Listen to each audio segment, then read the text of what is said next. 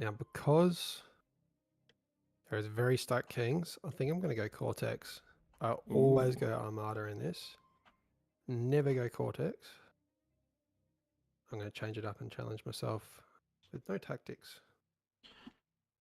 For those of you watching the stream, and if you're playing as well, you can probably see where all the kings have spawned. So if you're wanting to target one of us in particular, aka Twig, maybe shove the 4-stack on Twig's lane. Especially while I'm trying the Cortex plays. Tom, don't you go there because I've played you too many times. Actually, no, do go there. I have beat you every time. Do go there. Top right. Top right. Chrono in chat is asking if anyone has a prediction at Powers. Would be good to get that one running. We can't do that on... I can't do that on the officials, but it is possible that someone might be able to get that up and running for us. There we go. I can see that we're live on the YouTube, so I should be able to see the comments as we're there. And newt to those guys in chat. Somehow we've become the official Pingu streamers. Or I should say unofficial.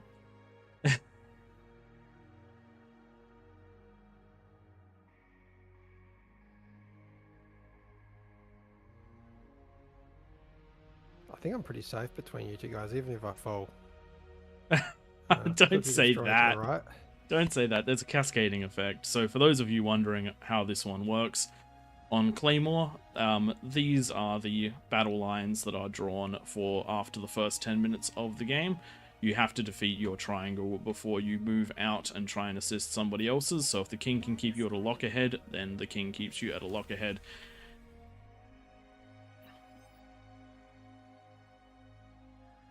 Yes, we are all quite rusty. I don't think I've done a Claymore in quite a while. I did try to get into the king's position last week, but it did not quite work out.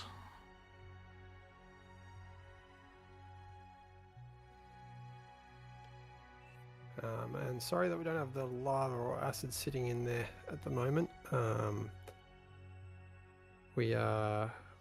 We each have presets, and unfortunately, if one person overwrites another one's, gets rid of all of the settings. Correct.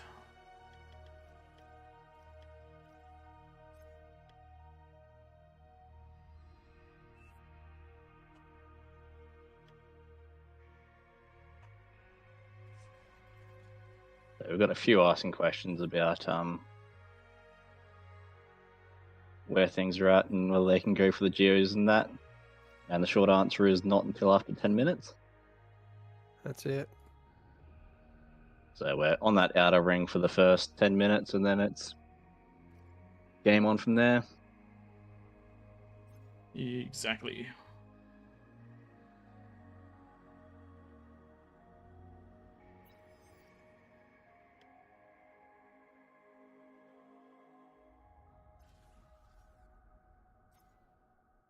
So you playing the extra role, Tom, out there, or are you one of the prime positions? I'm one of the extras. Nice, nice. You can do a bit One of more the talking ring-ins out because we're here. going to have to focus. Yes. You be focusing. I want to win. No, I was supposed to keep you guys talking, so then you're not paying attention to what you're doing, and then you get to 9.5 minutes and go, oh crap, my lab. That's how it works, right? That's exactly how it works. Tank Tom's got us down to a T. Why is my comm walking all the way around the entire map just to get to the builder? Literally followed this path here. That is an odd situation. Anyway. Oh, stored on energy. Feed me, team, feed me. I'm overflowing to you. It's the best you're going to get. Nice. Very nice.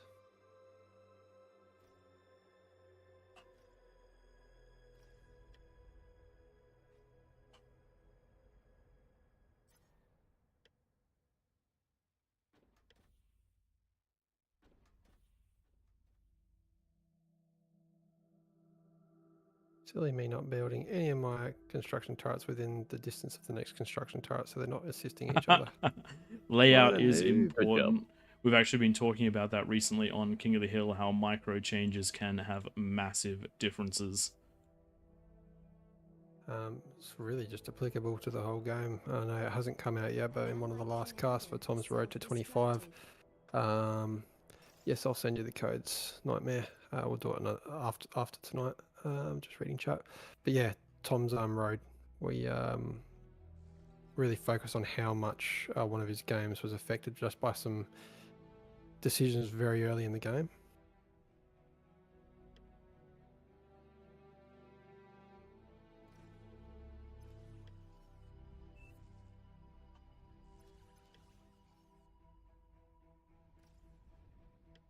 Just one of the things we discussed was just how much metal an extra minute can actually make.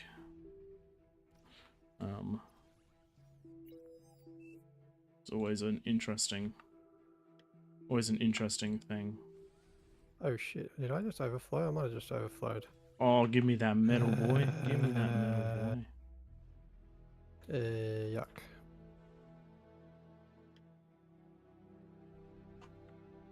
I totally stuffed that one up.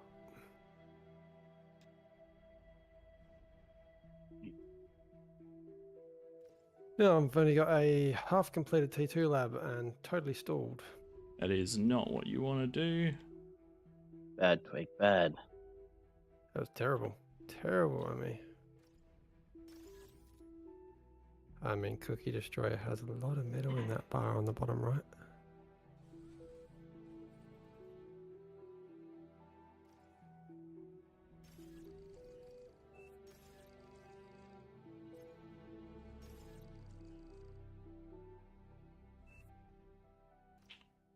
This is not good. It's just sitting there, 1 minute left on my T2 lab. What do I do? You eat your comm.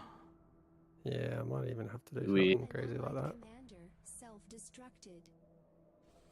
You definitely won't need it later on. No, You're not going to regret this decision at all. definitely not. Can confirm. Terrible. I don't even know if I'm going to get fusion up in time now. You'll get a fusion up. You'll be fine. We'll see.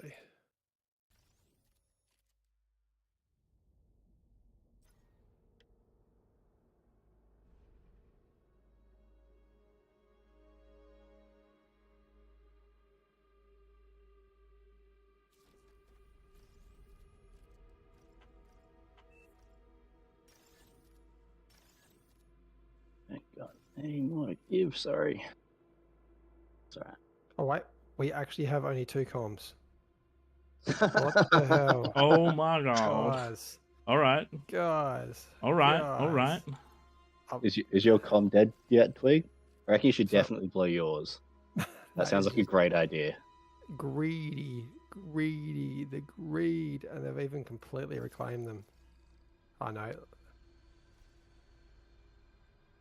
Shadow definitely has to res his. Oh, yuck. That is disgusting.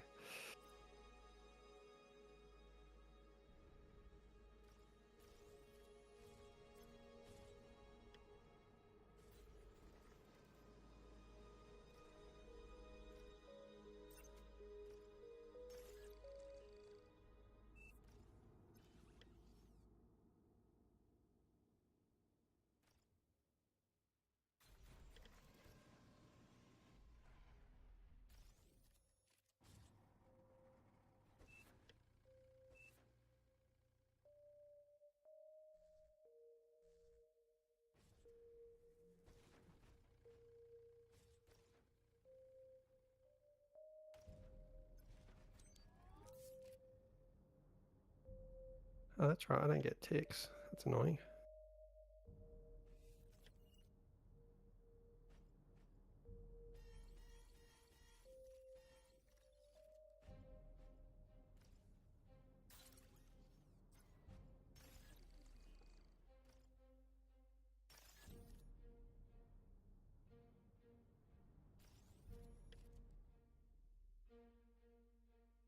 Space.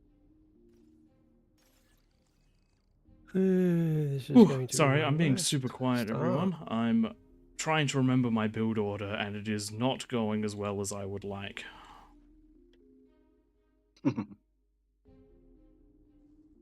Yeah, not good, not good.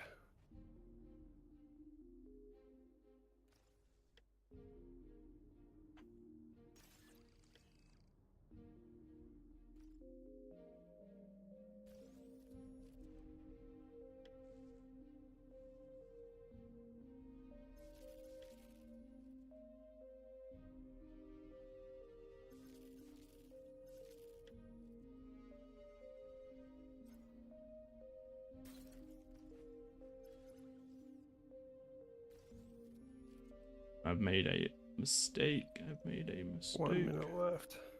Is it already? Jesus. Alright, that's not good. Yeah. Really not a good start from us. We'll be fine. We'll be fine.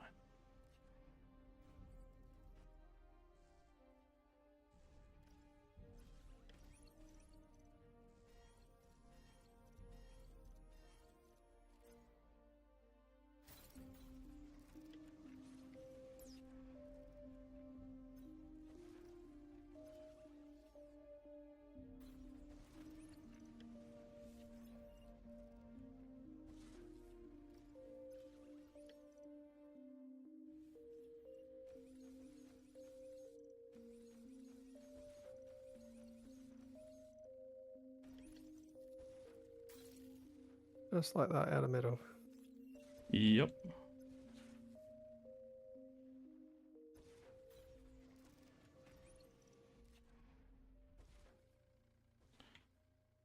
Ten seconds left and no T2. This is bad, and I got no freaking radar either. My goodness, All right. Twig, you've certainly Right. fallen a bit behind on. And here they come. That is 10 minutes. Let us go.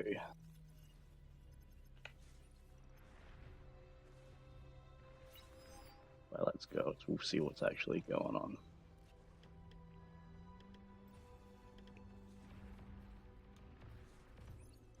Yeah, okay. We got some units coming this way. This is not good. Yeah, you guys had some fairly stacked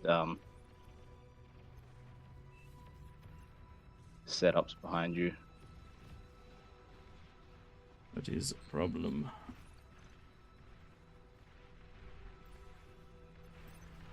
I'm going to fall. That is official. Oh no, I just stuffed up massively.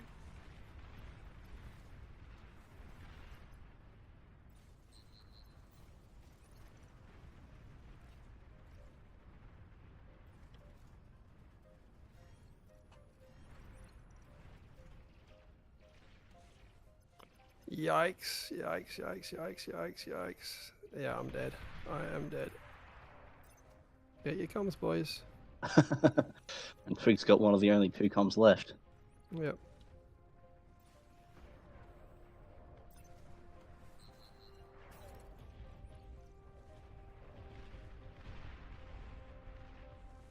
Hey-ya, hey-ya.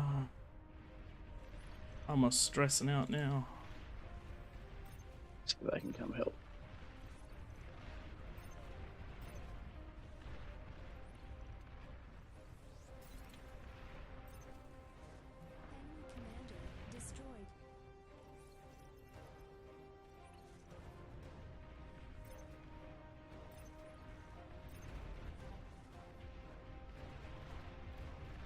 Stop yelling stuff. I just need you to kill stuff.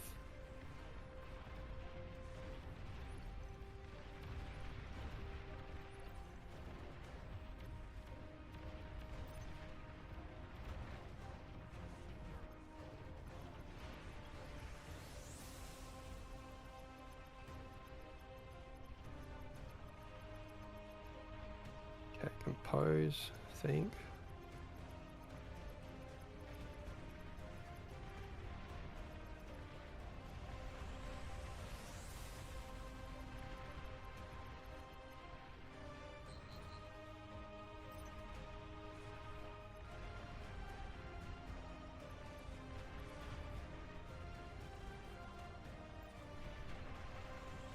Make sure everything is doing something. Oh.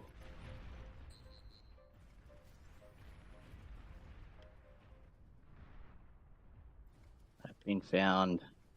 You've been found. That's no good. Wait, that is good. You're on the other team. Shut up. You're the enemy. Fuck you. With a P. I was the in-between. Enemy commander destroyed. And my entire base has just been whacked. You're against Duffy, I take it. No.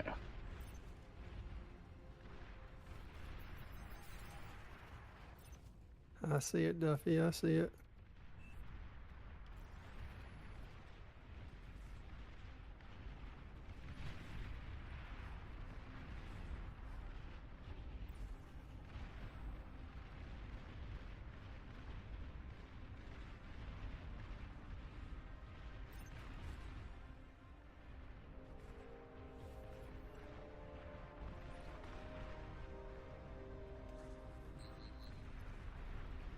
Enemy commander destroyed. Why is there a comm in my base? Oh, it's Jaleo. Good question. An allied commander has died. We're down to... Oh, we've got a few back now. Get over here, Cookie Destroyer. Enemy commander destroyed. Okay, good.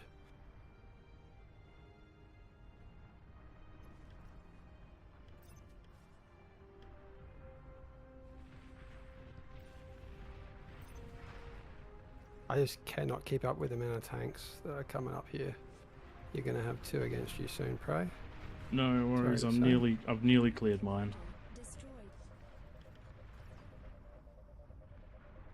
They're in here again. Yikes.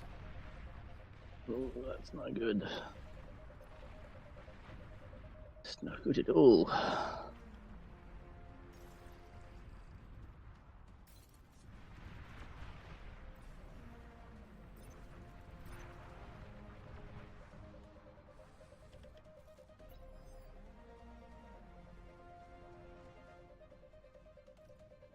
Come on, Cookie, win your lane. Relying on it. This is a good challenge at least. Commander destroyed. Don't know how I'm still alive.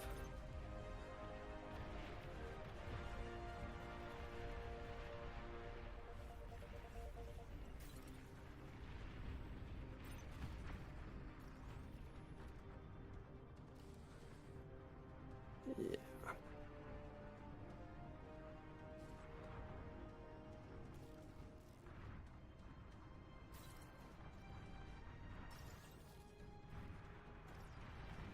Alright, this is me now.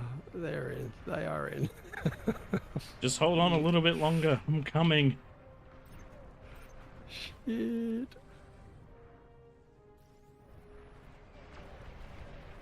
Oh, yes, keep going. Punch deep. Oh, there's snipers. I did not realize.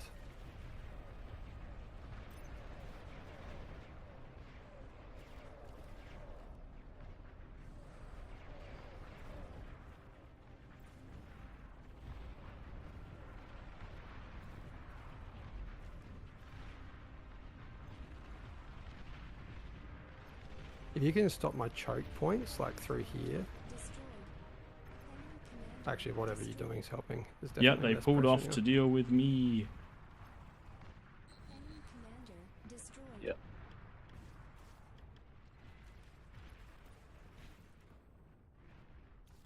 Okay, good job, Prey. Good job. At I'm least gonna someone's winning need this. a builder to get started again. None of you guys have fallen, which is not good.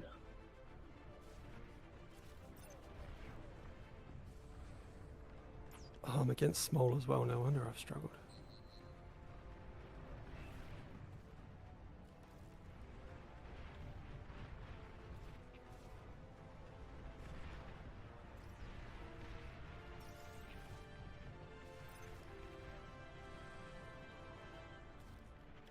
Oh, they're coming at me again. Where'd you go, Prey?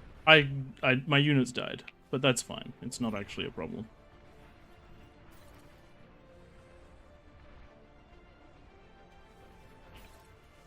I'm coming back, but I bought you time. You're still alive. It's all good. You did. You did. It's all good I in think I the might twig actually hood. survive. Perhaps, maybe, maybe not. Let's see. Low on power.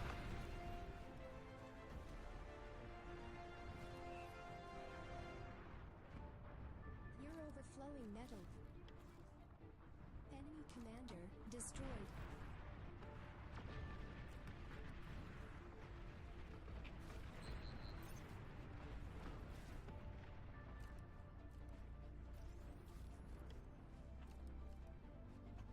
I love that a T3 gantry man. is exactly one grid square.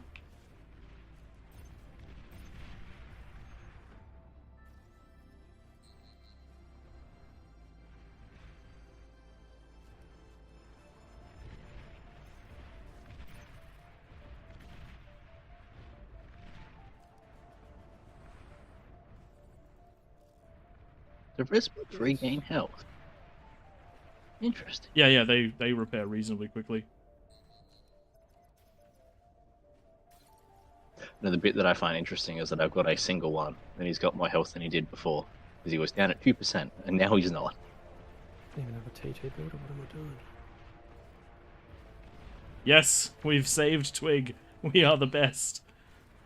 Very nicely done. I've actually done the most damage out of everyone. That's how good these 3 guys have been. 4. I had 4. Is ready. Did not realize I had 4. I had the 16th player. But yeah, it was rather stacked over there.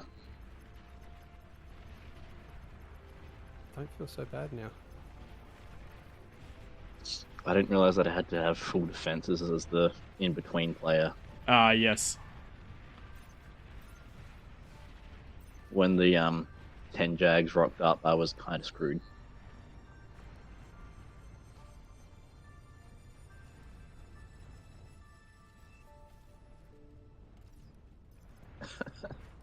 That's alright, Ollie.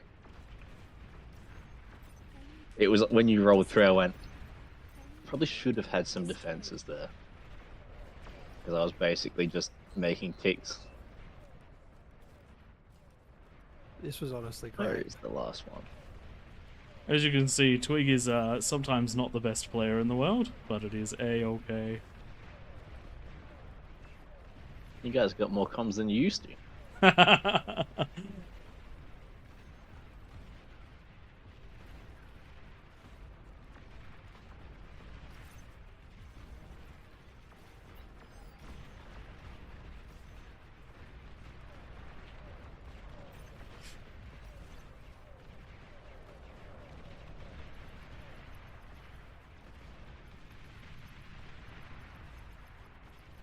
Enemy commander destroyed. Nice. Well Alright, done. King's a little dominant in this one, but that was a little expected considering that this is the one where the casters like to come in and play. I think you coming over with just that small army on that, I don't know, was that about 15-minute mark is what saved me. Yes, As soon as just someone enough. comes around, it gets real rough as a peasant. yeah, you have to suddenly split your focus, and depends on what's going on in the map. Sometimes you can actually sacrifice yourself to kill a king and have it be worth it. Just depends on what's happening next to you. That's going to be the best damage graph I get for a while. After that, I think I'm going to cast the next one. Yeah. That's too stressful. I'm definitely jumping out to cast as well, because that is what you guys are here to watch, and that's what we're here to provide. But it is nice to play that first one in the night, especially Claymore, which is, I would say that Throne is where it all started, but Claymore is one of the areas that I think we gained a lot of success with Claymore.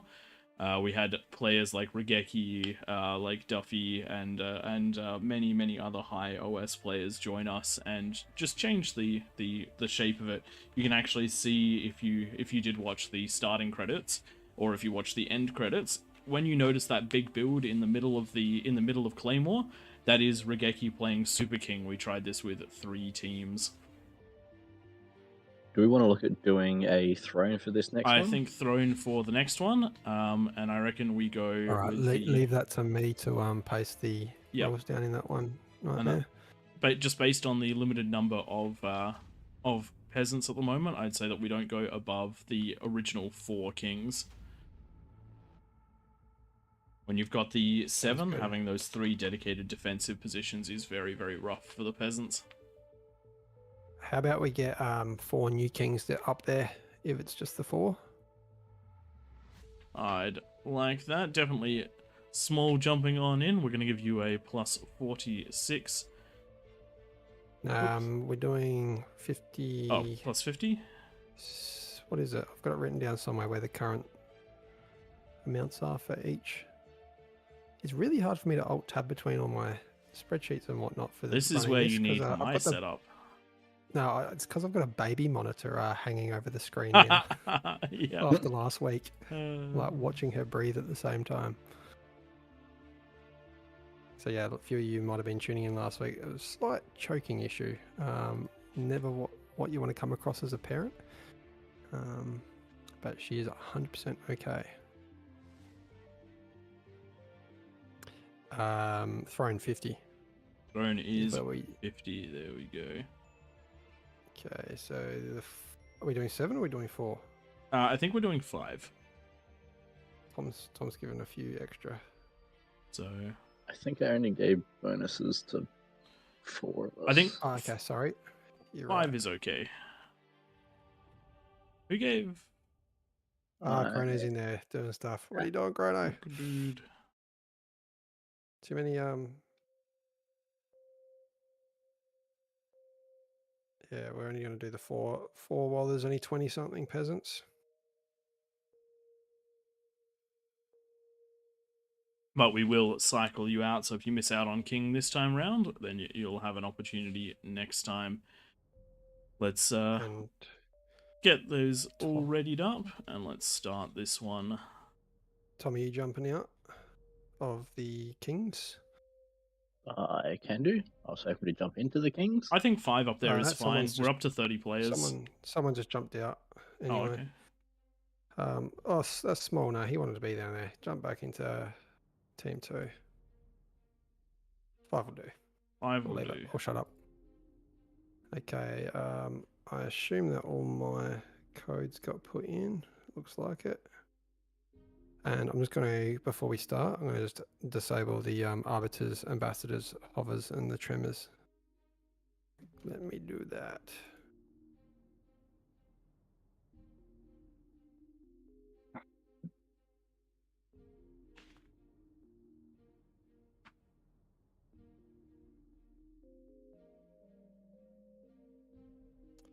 Even though ranked was still on for those in the comments, it doesn't affect, if the teams are unbalanced, it doesn't affect your rank.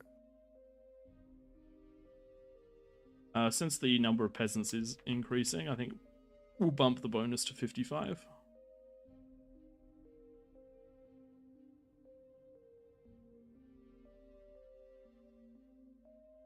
You'd be surprised how much of a difference that can make. Oh yeah, we've got a few players now. Maybe we just do the 7 kings. Yeah. After all that. Yeah, I reckon we do the Keep 7. it 50. Keep it 50 and we'll do the 7. So we just can have 2 more. So we'll grab, I believe one of them who wanted to jump on down was Winera. And the other one was... And the other one was the... where do we have? We've got one down there. There we go.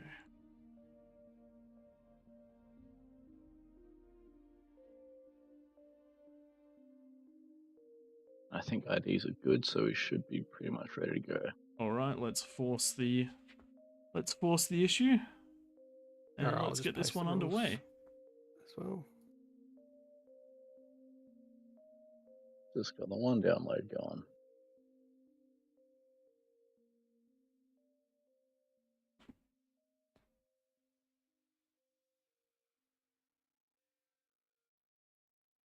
Having a quick look up in chat. Ollie predicted that he would win for that Claymore game. Good prediction. I like it. And Uzi says that they would have cracked Ollie if they had more time, but unfortunately one of the kings spilled into them. Jill is happy that your baby is okay, and Tuffy, no, we aren't Drongo, unfortunately. We would like to be Drongo, but we are not. This is all reason. No logic. We're Australian as well. Drongo was probably one of the reasons we started this. Once he stopped doing his videos, we made a couple tutorial ones just for a laugh, and then happened to create King of the Hill around that same time, which really took off. So that's kind of where our channel's focused now. Check out AllReasonNoLogic when you get time on YouTube and Twitch, and got a Discord where all these people jump in and have chat during these games as well.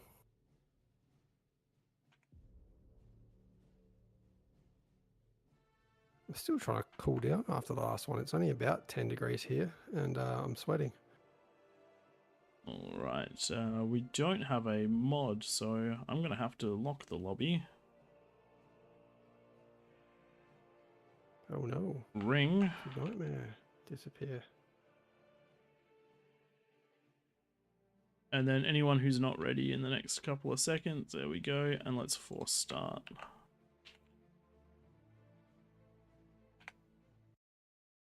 There we go. I'm going to jump back into the lobby once the game's loaded and I'll unlock it. But unfortunately, if you leave it unlocked without the mods locking the teams themselves, you just have constant people jumping in, needing to ready up and needing to download the map.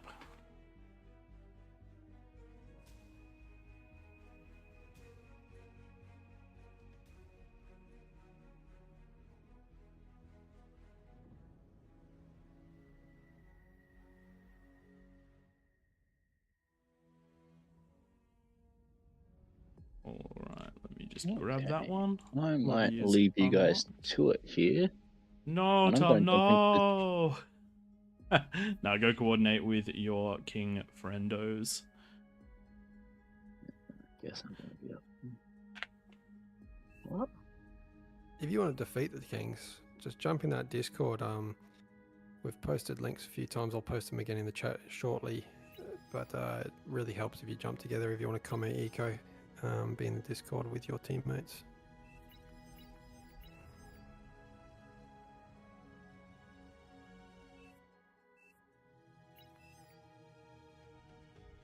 Alright, everyone looks like they're loaded in, so I'm just going to let everyone know that there are gaps that they do need to worry about.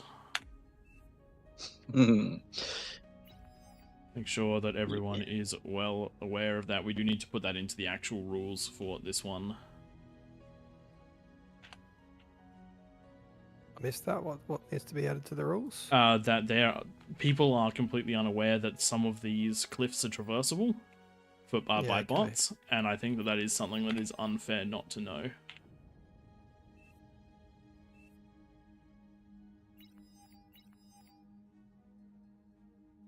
Cool. I'm gonna leave you guys to it. No worries. We'll see you in a bit, Tank Tom. Will do. See ya. Let's post these rules another time. I'm hoping the code worked to turn off the tremors, the arbiters, whatnot. Fingers crossed. Without those, actually, once the game starts up, we'll give a nice big explanation, just so that it is in the VOD if anyone wants to watch it. Yeah, Oh man, look at this corner over here. Cookie, Ollie, Baby, Pormont, Thunderstruck. That's and then Grumpiness behind and Scarf. That's gonna be a oh, and Uzi. That's a scary corner right there. I think there's gonna be a Kagi coming over that cliff at the 10-minute mark. Hopefully Tom's going to be quite dominant in his communication up there, because there's a few names that actually only one name that I haven't seen up there a lot of times. I take that back. Small, Winera, For Fun, Jaleo, Frost. Nick's been up there too a few times, hasn't he?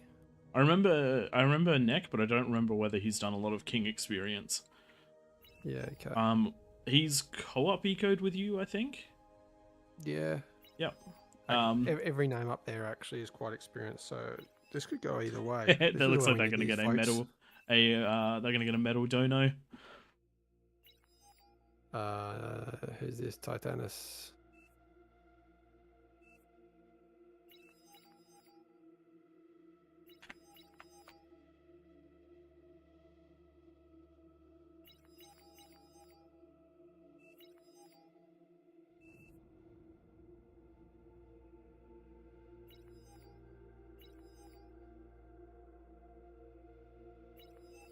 You will not get your commanders back. Yep. Is he? Oh, Titanus is a king. My bad. Oh. Hang on. How's that work? 1, 2, 3, 4, 5, 6, 7, 8. Ah. Titanus has assigned himself into the team, unfortunately.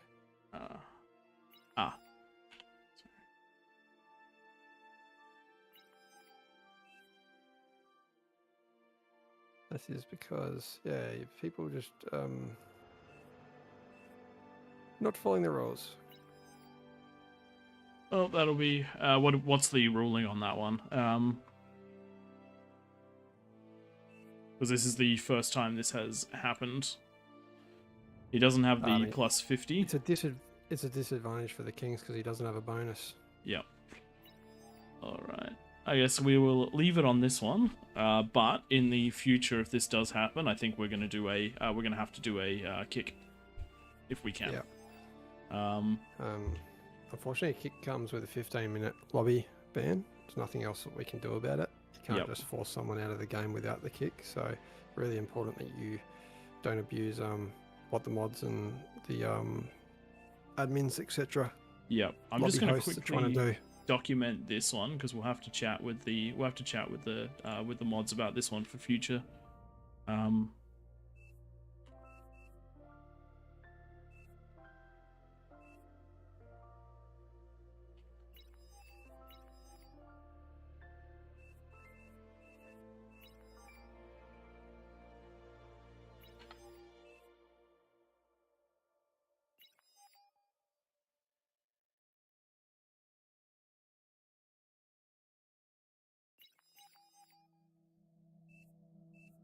Alright, I've got that one noted down so that we can discuss it post. Alrighty, I reckon somebody should be throwing in a forced start vote, and then we'll take this one underway. Yeah, I might just grab Tom. Tom, just grabbed you back. If you could force start this one, it would be great. I can do that. Unfortunately, because we aren't moderators and we aren't in the game, we can't call the vote. Yes. We had a question from Hendrik in the chat. How do you enable Legion? If you go to advanced options and then you go to, I believe it is extras, you go from there. Alright, hello and welcome everyone to King of the Hill. King of the Hill on Beyond All Reason, hosted by AllReasonNoLogic. We've got 7, in this case 8 kings up on the top of the map, surrounded by a nice moat of lava that will disappear at 10 minutes, and around the outside we have all of the peasants. Now, how could this possibly be fair is the most important question. Well, the answer is a 50% bonus and a 10-minute no-rush timer. The kings have that little bonus which will help them eco harder, scale faster. This is a game about exponential scaling, which means that the kings are going to get to that higher point just that little bit faster, and they're going to need slightly less in the way of buildings in order to do it. A couple of other little rules. We have turned off air. The map is just too small to allow for proper defense for air for the kings. Well, not the map itself, but the area that the kings are on. We've also disabled certain units that can very easily destroy the top of this hill at an early point in the game, such as arbiters, so basically long-range missile units, as well as the Quaker. T3 is totally on the field, though, so if you want to get those early vanguards or those early catapults, more power to you. Just to correct that, it's the Tremor that's disabled, not the Quaker, so Apologies. Don't go avoiding the Quaker. The Tremor, just lobbing those plasmas up over the hill with the range that it has, can pretty much take out any of the mexes from any of the wings up on that hill. That's the reason we turn that off. Got a very strong Kings team up the top, with some very well recognized faces. J Frost, I Kill You for Fun, Tank Tom of All Reason No Logic, Small Jalio, and Winera, all very, very accomplished up in the king position. We do have an extra player, Titanus, who accidentally jumped into the lobby and jumped onto team 2 by accident, not overly knowing the rules here. We've allowed that one to slip by this time, but just as a global ruling from this point forward, that will be a kick ban, just because we have to find a way to balance this one out. Yeah. Originally, I did think that it would be a disadvantage because he doesn't have a bonus, but what he's doing is just giving absolutely all of his economy to each of these players, so it is only going to help them. But in the flip side to that, we do also have some power all the way around the map. If you look at this bottom corner, if you want to see a stacked corner, that is what this is.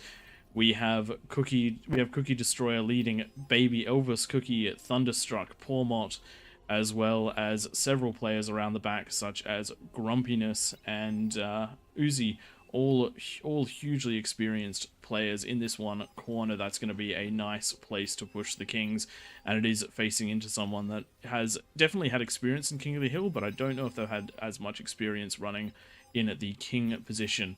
Looking at the other eco spots around the map, we do have quite a strong showing here where we're not seeing an over investment into T2 labs just yet. Hopefully they'll all co-op together for just that one. There are a few T1 labs, but they are reclaimable, so not a problem there. Out in the dry sea, you're seeing some nice setups over here where we have huge amounts of eco going down, and I really like this actually out of Hara, who's using the eco that they do have and trying to convert it into something absolutely prolific in this corner spot. However, that means they're going to be relying entirely on the players around them to defend them. This is going to eat up a lot of time and a lot of eco, but they should be able to come online pretty strong. Now, Twig, what do you want to see play out here? How do you reckon the Kings win this one? I reckon if they play it as normal, there aren't quite as many enemies as we've seen in the past. Let's just quickly check how many we got. We've got 47. I think we saw a Kings win. Probably the biggest number we saw them against was 60 odd in this. Happened once. Usually it is a peasant's win though, but with every name recognisable on top of that hill, I'm vouching for the Kings, despite the fact that we have a very stacked corner. I don't see heaps of eco coming out of, heaps of communism coming out of any of these other geo positions apart from one which has T2 also. What do you reckon?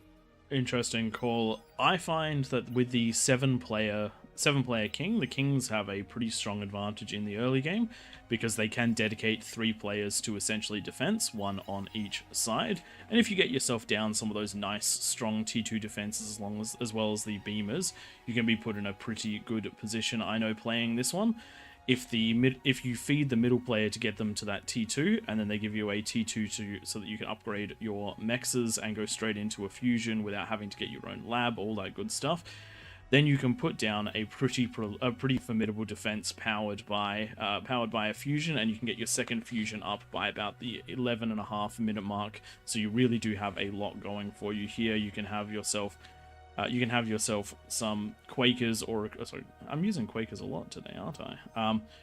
You can have yourself the pop-up plasma artillery, the T2 plasma artillery, backed up with beamers, pop-up turrets, and all sorts of things, walls as well, to really hold these spots. The 7-player king is a formidable fortress to crack at the 10-minute mark, though not impregnable.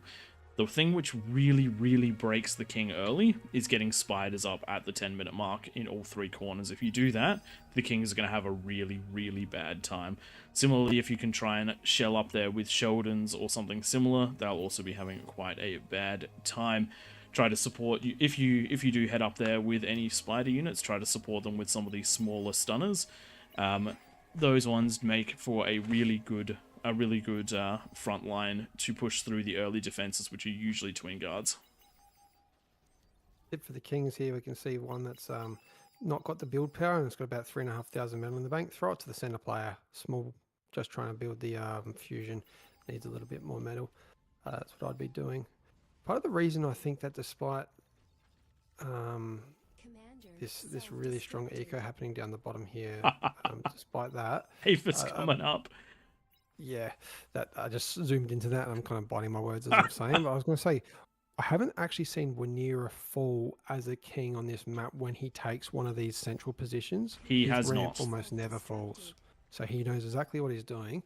I dare say the weak point will be this edge over here. Unless there's a ton of defenses around the edges here, I wouldn't be surprised if we see, what is this, Armada? Yeah, I wouldn't be surprised if we see the classic example of, what are they called? The vanguards, just lobbing their nice heavy projectiles up and over these cliffs. This is going to be a 7-minute 15-second Aphis. 7-minute 15-second Aphis with an advanced geo with a fusion reactor. So almost 6,500 power in this bottom right-hand corner. That's absolutely crazy. And that's what happens when players work together to get all this done. The build power from the comms, the wind from multiple players, the metal from multiple players, not going into all of your labs, the mass conversion, all of that ticks down to that early economic advantage. If you do look in the top right-hand corner, you see about double the eco out of the peasants. I'm also seeing some early aggression in this bottom side as well. Just some pawns and some grunts, but we're gonna see hopefully some push, and they should be able to probe at least a little bit or help hold this ground. Something I've noticed is trying to take these areas here, these little wings on the second ground. Whoever controls these tends to have a much better time in their defense and in their offense. For the kings, it's a second barrier, and for the peasants, it is additional eco, additional space, and places that they can sacrifice and get defenses in time. Got a couple of economies stalling for the kings. Just remember, reclaim that stuff that you're not using. If you're not using a lab at the moment, reclaim it and then rebuild it after you get the eco up a little bit stronger. But there is only 1 minute and 15 seconds left until that lava dissipates and all hell will eventually break loose. Might be a little bit light on right at the 10-minute mark with all these defenses being set up. No one really going into mass units yet from either team. With 1 minute to go, I would say the kings are in a very scary position. There is very little in the way of defenses around the outside for J-Frost. Tank Tom has only got a handful, and they're coming up. Unfortunately, he hasn't positioned his build power as well as he did in his last game, so these ones are going to be slower to come up. And then Neku on the bottom wing is going into that risky play on the Aphis, and if that pays off, that's excellent. That's a great advantage, but it's a really big risk. You do have to just rely on your player in the center to scale, and then when they take over and they start doing big defenses, then you can start to do it yourself. Particularly with these, the other thing which will happen is at the 10-minute mark, the players that are holding the choke points, they can also take a step back and really eco, because so long as they hold, so long as the player in the middle starts to push units out, you do have a bit of time for them to scale while the wings are going to be on the offensive. And that is the 10-minute mark. And we do have a hugely powerful bottom right-hand corner, but they did go into that second Aphis, and they're now pushing out some T3 units, which is going to be really rough to defend. A Vanguard at 10 minutes is not something you want to have to deal with. Having said that, I reckon it would have been good if they spat out a few spiders before going into the T3, even just a handful, just so that they get vision of where the eco is up on that wing from Neku. Jaguar's showing just how much teeth they have in these T2 versus T1 battles. All of that early aggression that I looked at before, which was the pawns and the pawns, the grugs, and the thugs and grunts, all going down just to a handful of Jags. These units are just so effective at cleaning up T1, and they are starting to push through. Comms not reacting in time. These units are going to start getting in. The problem is they are not heading to quite the right place. They really do need to find that correct eco. Otherwise they're going to be in trouble. But Vanguards have just started their shelling on the high ground. 3 of them out already. Oh, that's going to be... How do you deal with that? That's going to be a problem. Looking around on the rest of the map, though, it does look like the peasants are taking control of the low ground a little bit better than the kings. The first attacks out of the kings doing a little bit of damage, but nothing too crazy. Everywhere else quite passive for the moment. Hopefully this Aphis does not get taken out. Oh, there is a bubble up already. So the Vanguards... The Vanguards will shoot through a bubble very quickly. They will. But when they're getting harassed by Jaguars, they're not going to get those shots off. Yeah, I'm not so convinced. Like a Razorback? Yeah, I suppose. It's not that many. Probably about time that Small came online with some spam. When I am the central player of Throne, I like to get some spam out, just generally around this second tier. Just loop it around, just so you got vision continuously. Got Banishers on the right-hand side out of Jaleo. I don't mind that, with a whole bunch of Salamanders in front of them. The Salamanders are, taking are another unit that is very efficient at cleaning up T1.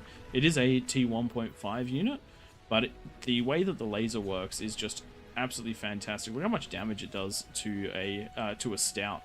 And then if you do push those banishes forward, or if you try to drag them into the banisher fire, you can do a lot of damage. The banishes are doing a bit of damage to the salamanders themselves. I do like that Jellia went into a unit-based defense more so than a building-based defense like I do. It does mean that those units can be used for other things.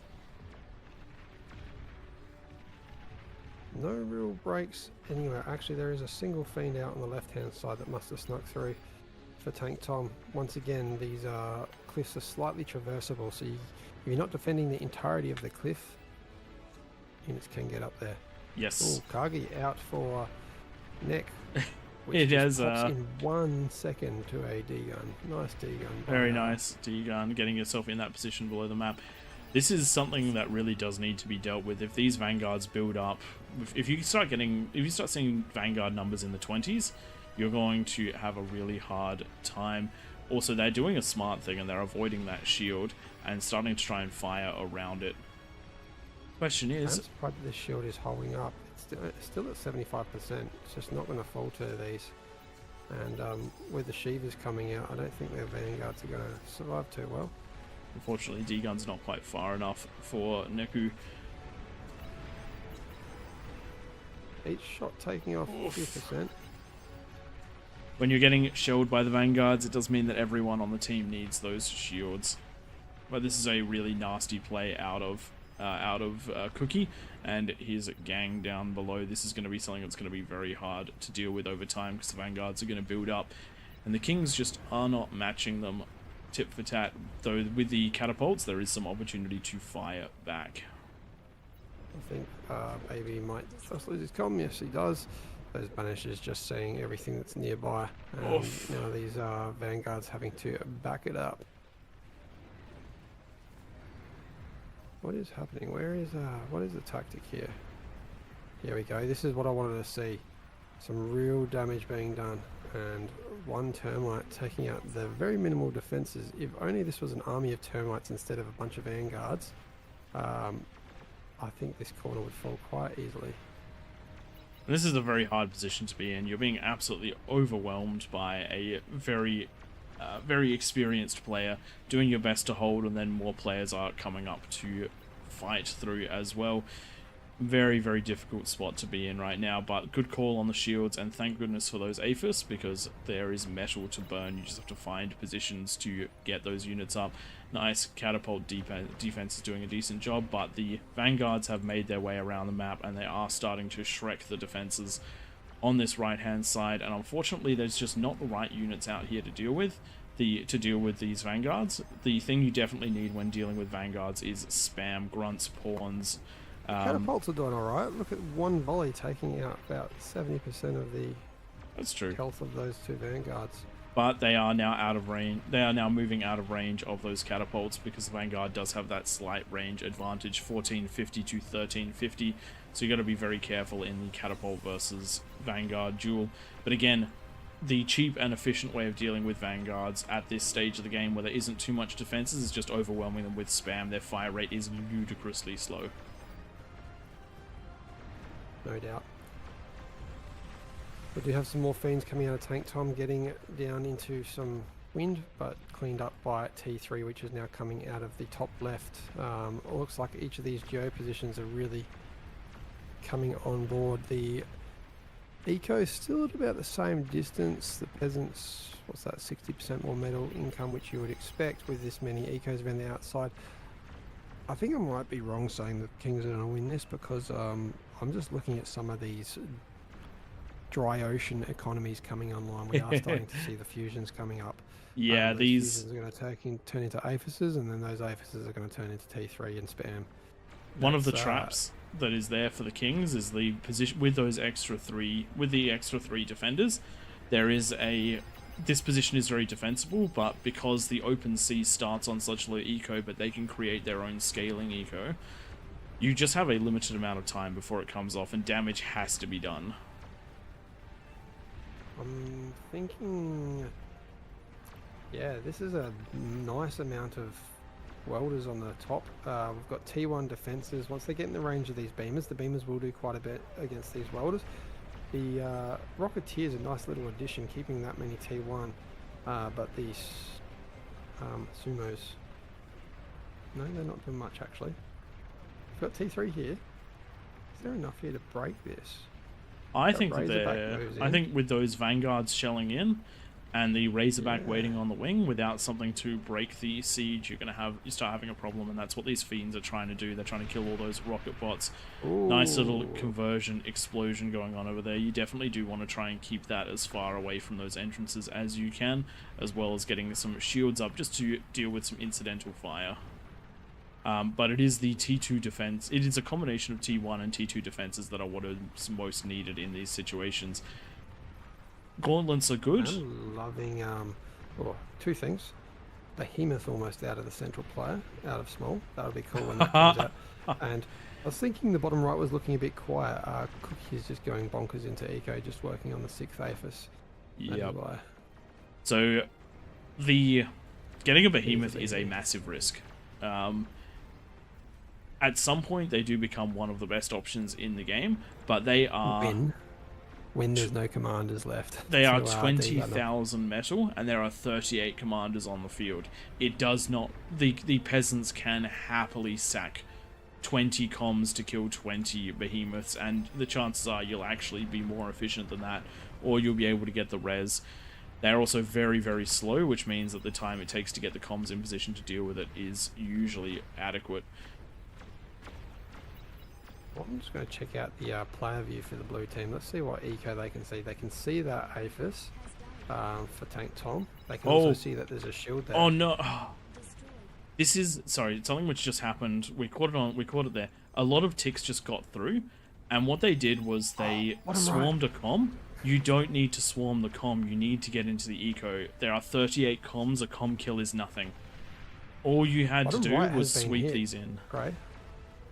Stylart's got through and took out actually a couple of those players adjacent Cookie, so he's had to quickly come online with a demon to save the base there. 3 peasants being taken out. That was jump back up there. No, that was the area where the ticks got through. They just decided to kill a comm instead of. They actually could have gutted the whole base. Gotcha. Yeah, we got 1, 2, 3, 4 dead comms around there. But this area now has a glaring weakness, and if the Kings can exploit it, they're going to be taking out one of the larger powerhouses on the map. But unfortunately, so much of the resources are just going into defending right now.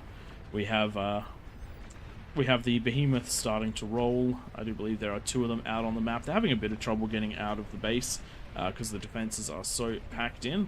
When you do build those defenses, you definitely want to keep that in mind.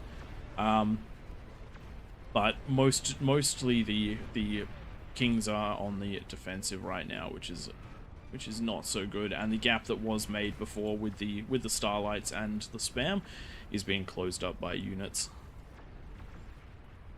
And here we go. We're having some of the first sets of units hitting the front line from the dry sea eco. It's just 2 labs with 4 construction turrets. With 8 construction turrets. Building spam to head out to the middle, but that spam is going to be very, very valuable once it's online and rolling.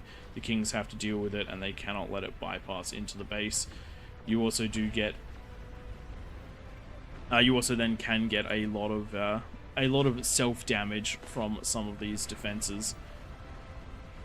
J-Frost right now having to deal with damage from a Vanguard that's right out the way, firing at the edge of its vision. Does need to get some shields up to keep his base healthy.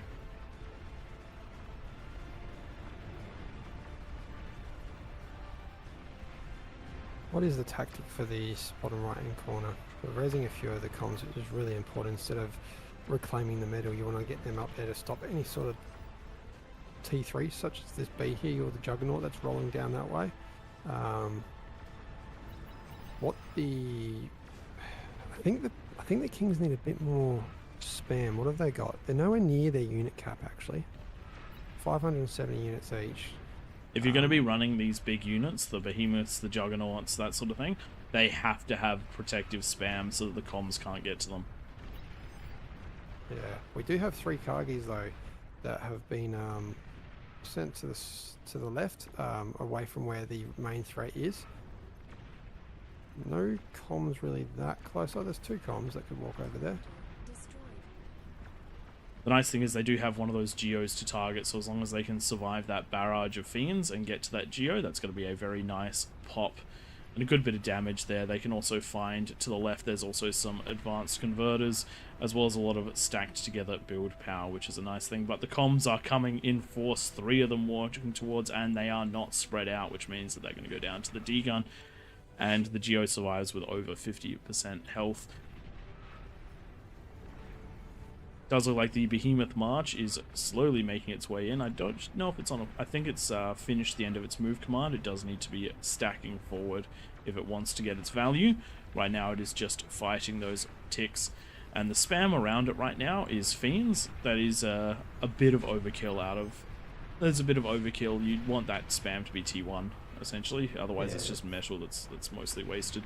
Just get those grunts out there. The grunts are phenomenal at dealing with the ticks, which is most of what you're dealing with. We're going to see some other units. I'd love to see some Kargis coming out of the peasants to go up on these hills. There's not a lot defending. I mean, Tank Tom's wing. Oh is defended shit! well. The Behemoth just grabbed two comms. Cookie Destroyer was moving in with an invisible comm, but a visible comm walked in behind it, allowing the Behemoth to shoot them both. It's now in a really good spot to be walking in. There are other comms, but it has got the potential for a lot of damage you here. Remember with these, that shot that the Behemoth puts out will one-shot a commander, so you got to make sure that where your spam's coming from isn't where your commander's coming from. You can see Nack's commander walking in there, but it's right behind where these fiends are coming. So if this Behemoth decides to shoot these fiends, it might clean up the commander. I hope it does. That'd be great to get a second one, but I don't think it's going to. It's targeting the ones behind it, and there's the D-gun that cleans it up. And this is the risk of that Behemoth. Had that Behemoth been completely surrounded by spam, the comm wouldn't have been able to get close enough to deal with it. And again, that is 20,000 metal taken off of the front line at the cost of 2 comms, which is not a bad trade, especially considering that I do believe at least one of those can be rezzed, so 1 for 1. Nice little bit going there. Oh, right, exactly what I was talking about. Bugger all, what was it, Recluse went up this hill and managed to take out a lot of these defenses, one of the mexes, and then some of the build power as well around here. And given vision for these vanguards to shoot up and over, you can see one shield's been put down in panic, but there is quite a bit that is still available, and including the entire eco for J Frost exposed for some shots there. Let's just check the player view. Is there any vision of that? There is none. Yeah, that is probably why it's being shot straight into the shield. And one of the things you want to get up at this point is a couple of get a couple of those persecutors to start shelling back at those vanguards, or something that can go over the cliff to take him out. Again, spam is something that is super strong at dealing with vanguards. They just cannot fight spam. Looking bottom around, lane, I think there needs to be just some beamers put up, because these fiends aren't stopping, and even though they definitely wouldn't be the unit I'd choose for spam, they are having quite a few leak through, and everyone is just losing their APM trying to clean these up. So a line of beamers would be all it takes to stop these fiends doing the damage they're currently doing. Yeah, it's certainly one way of doing it, but definitely not the way that I would be doing it. Does look like something did sneak into Neku's base again. The conversion and a lot of the build power has gone down, which is definitely hurting his economy. Got to get that build power back up and the conversion back up ASAP. There's really nothing defending his base. If just some T2 even was going to come up, there's the commander. We got 1 bulwark, a couple twin guards. I would be giving priority to a T2 constructor, putting up a bunch of scorpions for Nick.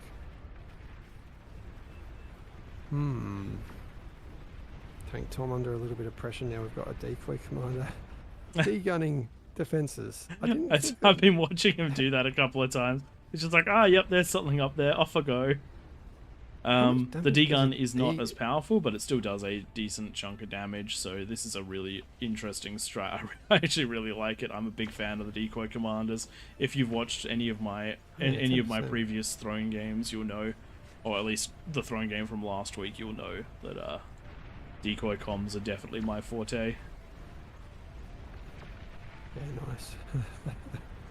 That is cool. Just going to continuously D-gun until it dies, taking about a couple % off each time. Taking a zoom out of the map, Oh, top. No. top There's, side of the map, this is the there's the recluses into scorpions. J-Frost Sorry. space. Yeah. Did say there weren't enough defenses on 2 of the 3 wings, and this is why you need more defenses. There were 2 fusions there, all the build power. J-Frost has been reset.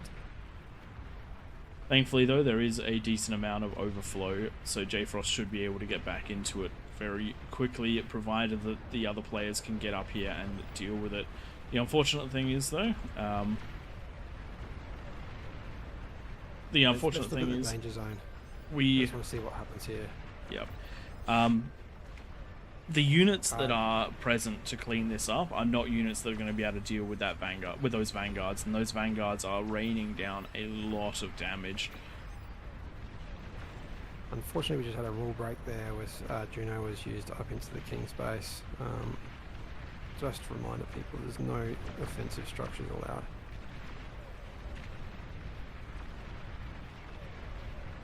Yeah, that bulwark's doing more than I realised. The termite's quite powerful. Targets can shoot through the oh, that was handy. Targets can shoot through this. The bulwark only with a few % health left. If the build power goes down here, and that bulwark goes down, I think those avises might go pop. And Last that is Kargi, the though. bulwark down, but it did do just enough damage to stop the Kargis. That was a very, very even trade there, but Well, nothing defending that base now. yep. I mean, this is one of the things to look at. One of the reasons I was getting that zoomed out view. What is the win condition right now for the Kings? Because the peasants have got 5,000 metal income compared to 1,500 out of the Kings.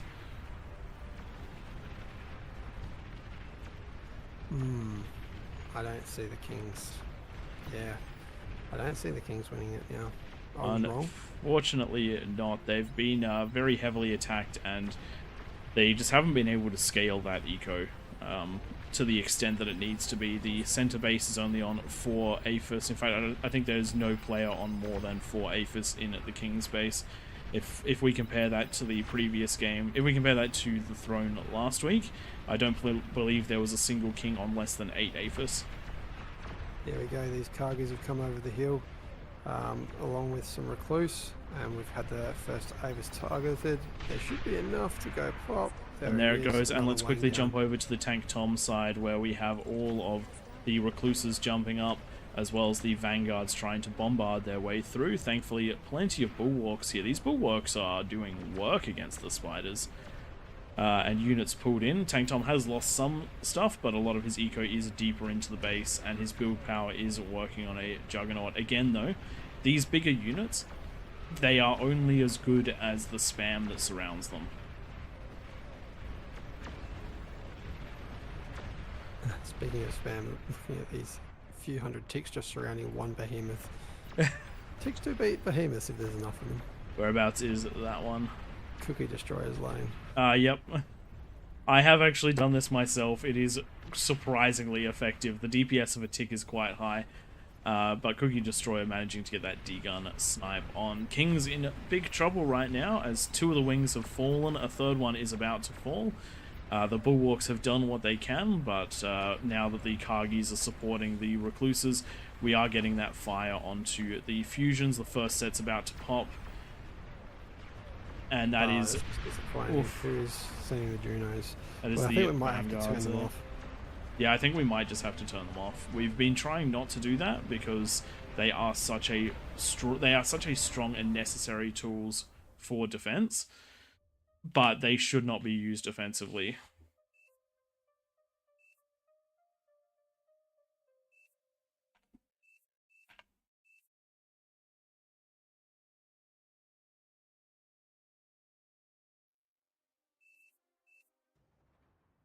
Okay, we'll get a resume there. Yeah, obviously the Junos stop all the spam, the tick spam. Scimitar. Rascals Rovers and okay, who's Scimitar? Is that it is? We'll just give a kick. Where can we see it? Just to verify.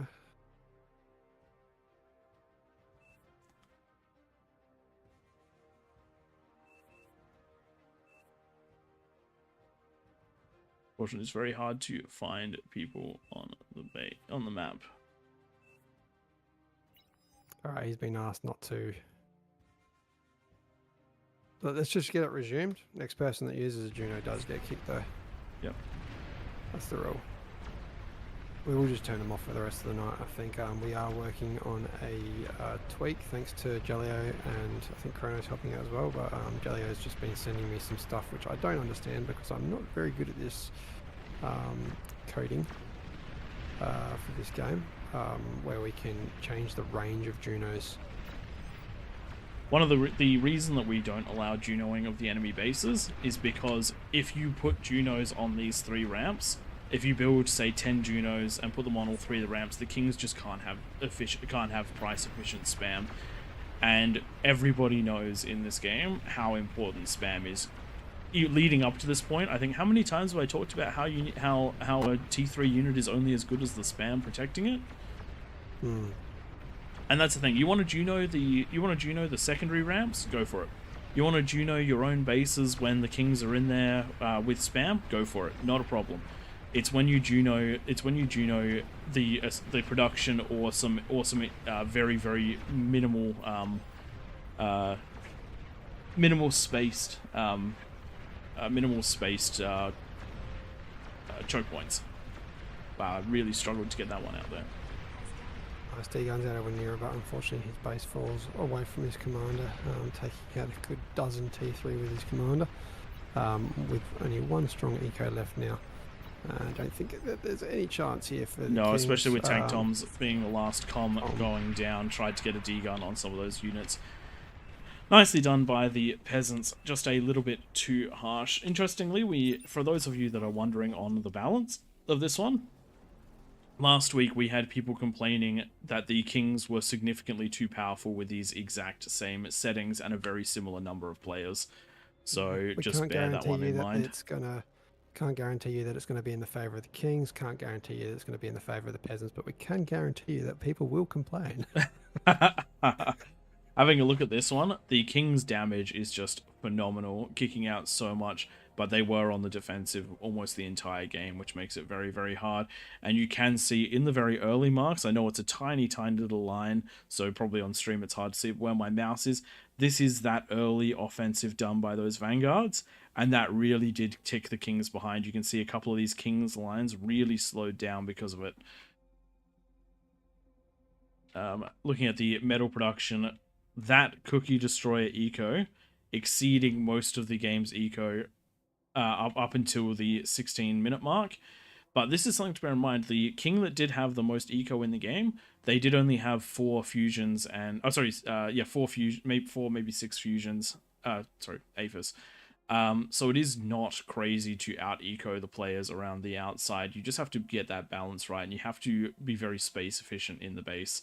Got to take those opportunities, get aggressive where you can, and in particular, you got to get out and sweep the dry sea every now and then. Is that Tom back here? That was rough. That was very rough. There was nowhere that we could get down kind of anywhere to start off with. And then we were basically just stuck in the top, and you couldn't build enough shields to stop the rain of Vanguards. Do we want to do another throne before we keep having a chat? Just see some players nicely rotating out, which we like to see. Please, people that have just finished in the king position, jump up into team 1, and if you want to have a go at being a king, jump down into T2. We do ask for a minimum of 3 Chev and at least some idea of how to play as a king in these. Considering the power that the peasants have shown tonight, we'll also likely bump up the bonus for the Kings. Yeah, we'll do a 55 this one, depending who's in there. It depends on who's down there, and we'll make a call on that one. All right, Tom, you want to start putting those bonuses on to Team 2. Guys, I'm just going to change the options here to turn off the, what's it called? The disabled missiles and EMPs. That doesn't turn off Junos, does it? No, but I'm going to put in the short range Juno tweak as well. Have you tested that one? Yes. Ooh, good lad. Good lad. I could not figure it out myself, and by not figure it out, it means I didn't get on my computer in time to try and figure it out. This is a tweak units, and that's a tweak deaths, isn't it? I'm just going to call this tweak units. I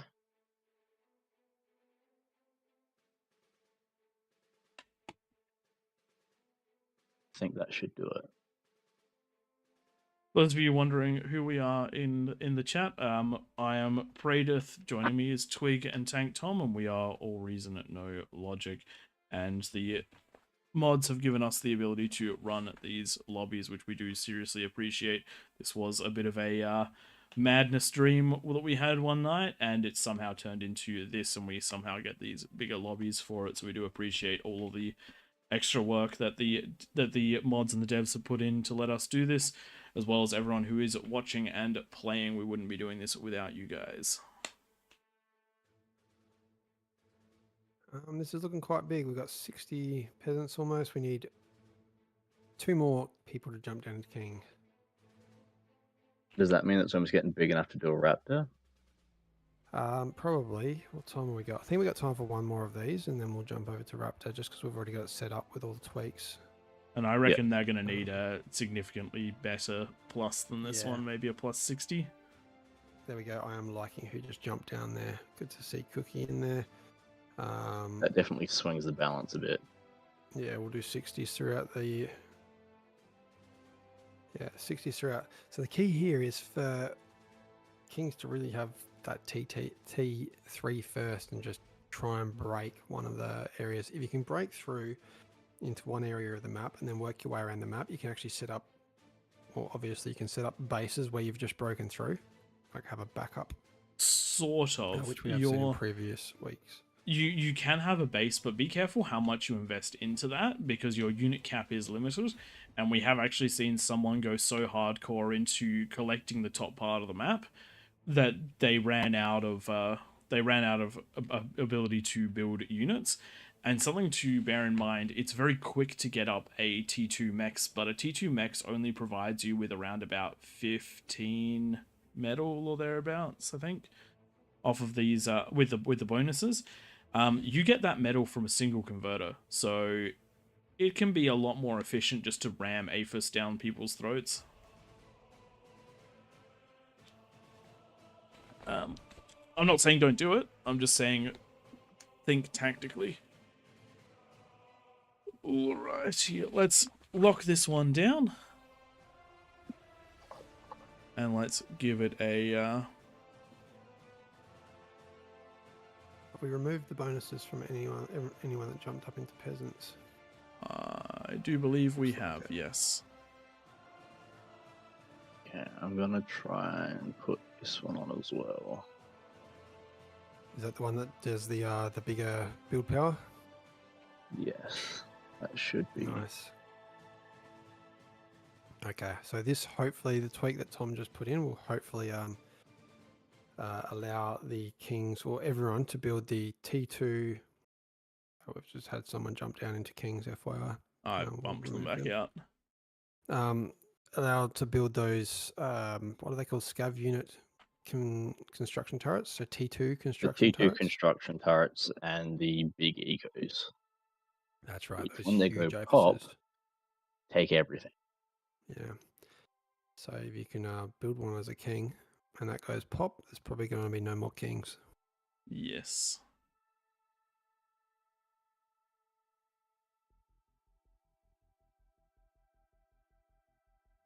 And for everyone listening, just a reminder, jump into the Discord if you want to talk to your teammates. There are about 500 people now in the Discord community. We really appreciate everyone joining.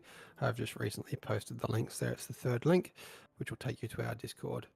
I've just locked it down, and I think we're ready, just about all readied up. Yeah. All readied okay, up. we can Let's do get this one under. Let's get this one running.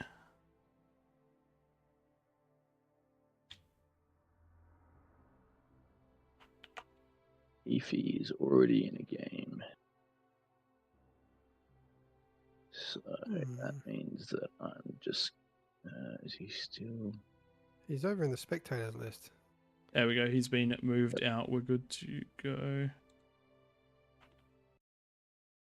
There we go. Yeah. All right. And I'll unlock the lobby once we're started off. We just have to do that. Otherwise, players will continuously bump in and bump out. You in this game, Tom? I don't think so, but I'm gonna I double should've check jumped in. because I didn't pay any Silly attention. me. Silly I me. have I think I have an idea bar. Sorry if I'm butchering your name. We cannot, unfortunately. One of the things we dream of is giving the kings more unit cap, but that is not something we can do at the moment. We've heard whispers that it could potentially be in the works, but nothing that's current.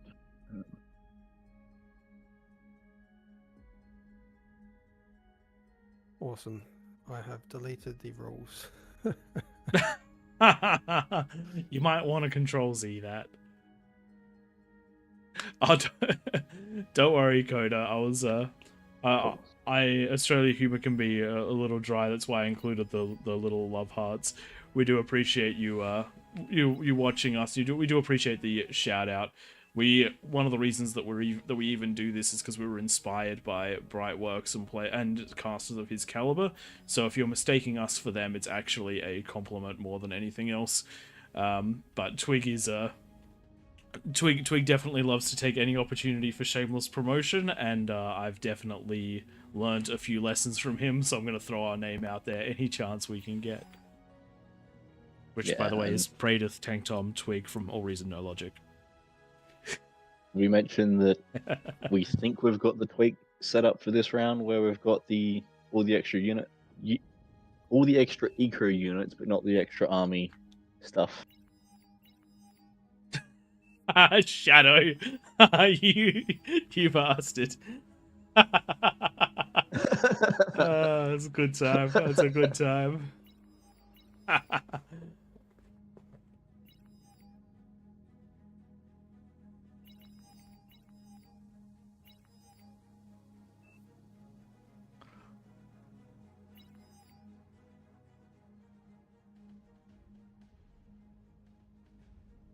All right, just looking at how this is starting to set up, we have some pretty intense eco corners over here. 6 players in this bottom left hand side, 6 players in the top right hand side, 5 players in the top left hand side. Then the others a little bit more sparse. That's going to be some pretty big pressure. There's going to be 3 massive ecos versus the 3 wings of the king. So dealing with grumpiness, dealing with Cookie Destroyer, this is going to be quite a hard one for the team. Just bear in mind, Cookie Destroyer was one of the players that put a huge amount of pressure on the Kings in that first 10 minutes, and you saw what that did to the player in the bottom right-hand side. The King in the bottom right-hand side could just never properly get online because they were never given a moment to do so. That harassment was endless. And because of that, there was a massive weakness, and even when the push did manage to make its way into the peasants' bases, it didn't go anywhere because there was 1 player too few pushing into that zone. So just that small amount of units, which means they couldn't cascade into a big offense. That is just how important the early game is in King of the Hill. I think everyone's had enough time to place. There is 1 or 2 players that haven't joined actually.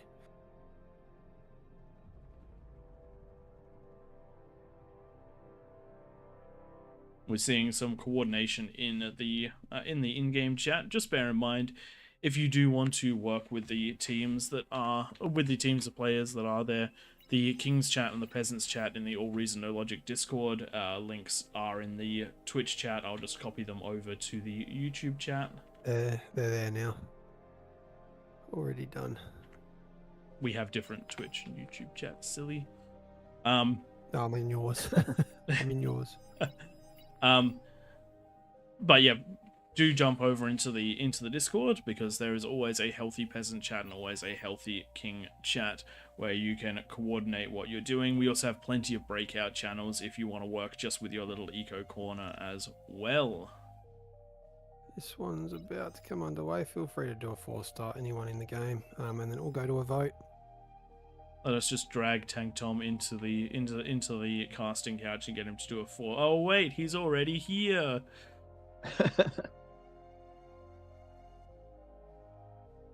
We can't. We 'cause he's can't not do in the game. 4-star from here, can we? No, we No. cannot.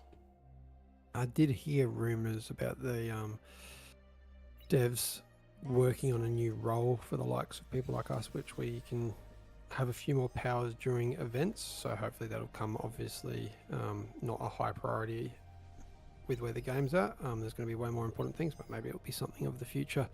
And Not here seeing we as go. Many. Yeah. Does Cool. look like Assassin has decided to start on the high ground. I suspect that the guy is not actually there. And I don't think he's gonna make it out alive. Looking at that. And Cool Not Cool, similar position. The game deciding where they were going to go in because they did not place themselves. So a couple of comms about to go down. But let's start this one up. Welcome to King of the Hills, where we have 7 very strong kings in this position, and they're going to see if they can take a win after quite a convincing loss that just happened in the previous one. The peasants got the aggression on nice and early. They didn't let the kings push out, take the extra space, build that safety barrier. And now we're going to see whether the kings can come back with a wrath. All different kings, just in case anyone is wondering. But with the likes of Cookie Destroyer, Grumpiness, I do believe Hot Potato and D. Timon have done reasonably well in the past here as well. We also have I high... can also we tell have you some- that I have no idea. Definitely has an idea. Yes. They've been up there before. With a and 39... strong With a 39 OS and some silver chevrons, I would like to think they have a very good idea. And we'll see whether or not the peasants can beat the Cookie Destroyer 7-minute 15 Aphis on the outside of the map. And it does look like these players are working together. They're going with the energy storage strat, where they just try and dump down enough energy storages to power through all of their problems and steal any overflow from the rest of the map, which does look like it is working. They're only at plus 100 energy, but the energy is filling up very, very quickly, which I'd say has a lot to do with geos coming up potentially elsewhere on the map, as well as lots of nice overflow. We've seen this before for early game aggression, particularly on Raptor Crater, where players have managed to throw over 50 incisors at the 10-minute mark at the Kings, and they've done it off of a similar strategy. We'll see whether it works for Eco. What do you guys reckon for this one? I definitely got it very wrong last game, predicting the Kings would win, thanks to Tom not doing his job and winning. I got out a little bit, but I couldn't You keep did, getting those- out Those because. Fiends took out a few twiddly little wins. Good job with that. No, it And was then a very Chrono tough was time. just degunning all of my defenses from the bottom. That was with So a good. that wasn't a real comm. That was a was decoy comm. The decoy. Yep. Yeah, I could see that it took him 4 or 5 D-guns to kill the stuff, but I That had was no great. way of Like 40 or stopping 50. him. And this is where the placement of those defenses is so critical. Something which I've seen someone do it before, but I haven't seen it recently. Someone used mammoths for defense up there. I really like that. 10 mammoths Very good. is so much damage and chonk sitting in the top corner. Yeah, it's 22,000 metal for 10 mammoths, but no one's getting into your base anytime soon. They deal with things like they actually deal with Karganeths, which is crazy. I'd But actually, beyond if I that, was you coming can across them, move I'd just them. ignore them. You just ignore them, I reckon, and walk With through them. 10 of damage them? isn't high. With 10 of them, If you were going the like mass recluse or mass, nah, they Termites, absolutely I'd just dumpster. ignore. They absolutely dumpster. just thank you for the follow from Terran Dawn on the AllReasonNoLogic Twitch.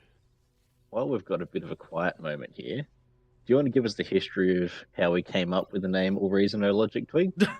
No, we can't say that publicly. That is one of those secrets right. that if you know, you know.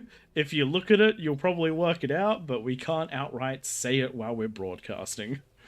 All right. And if that's not enough of an explanation, I really don't know what I can tell you. We can tell you the situation that the game. came to it, though.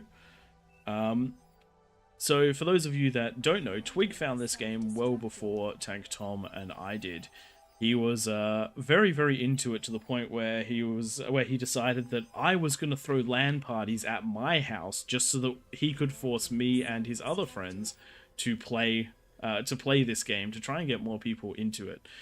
We then did some online play. We had a really good time. I got really into the Raptors, a little bit into the Scavs, but Twig was always in the PvP scene. He's been spending a lot of time trying to do some 1v1 sniping, as well as moving his way up with OS rushes. I do believe that it was some Drongo videos that taught him that gave him some insight into things like how to reclaim, like when to reclaim the lab and put it into eco, then build the lab to help the front line. There's a lot of really good lessons, even though a lot of people weren't super happy with the slight cheesiness of the builds in his videos. Then moved into some bright works, things along those lines, and then ended up in a position where one day Twig was like, you know, we play this game a lot, we should stream it. Am I recalling all of this about right? Relatively closely, yeah. Yeah. Close enough.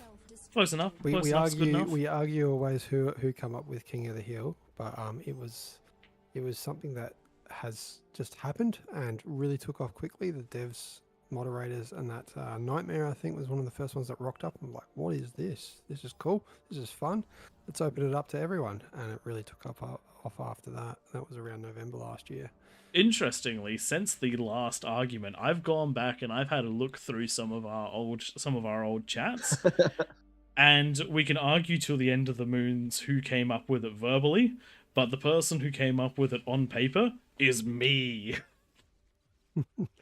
Going back, you happen to those go receipts? into the I'm not going to mention it here. I'll remind you something later. There is a bit of paperwork on it that I came across with another content creator that we won't mention, on a dashboard saved somewhere. Let's have a look at that after the fact. But yes, one of that's the first things that we did back when we were getting started was Twig was going, I reckon if we work together, we can get a Marauder Rush out. Yeah.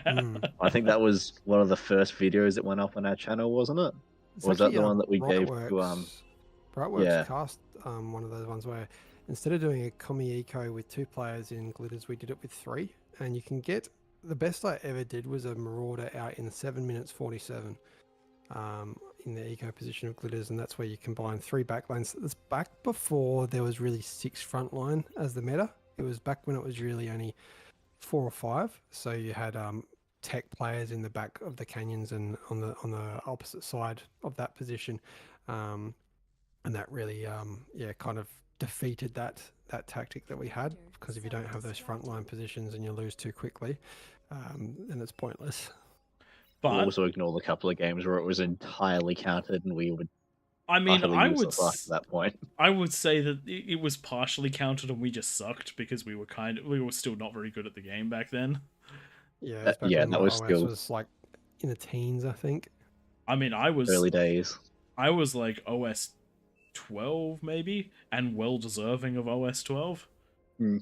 I remember it involved lots of Twig yelling at us to do the things that we should have done like 10 seconds ago, and why didn't we do them? It was a good time. But when it did work, getting 10 Marauders into the backline on glitters at the sort of 8.5 minute mark is a ludicrously strong strategy. You see chat light up like, what the fuck? What the fuck? There was watching the replay. Line, you just kept on running. Watching the replay was absolutely hilarious because you would target conversion and keep running. Target conversion, run. Build power, run. And it was if good you because saw you could give out clumps the of wind orders to 3 different people. So 3 people microing armies rather than one. They can be used really efficiently. You see a commander and you're going to 1v1 up with one marauder and then send the rest on to do something else. I'm just going to jump back to the game because there's less than a minute left.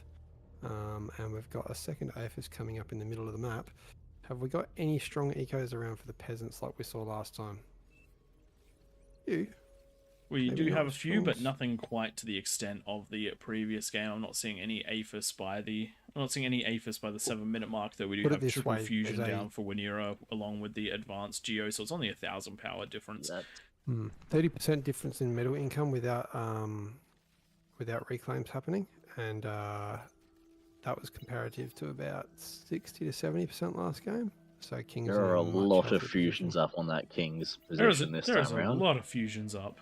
Damn. What there isn't as many defenses right now compared to last time. Only Hot Potato really defending their entrance. The others, we've got a couple rattlesnakes, and then this base here just one scorpion.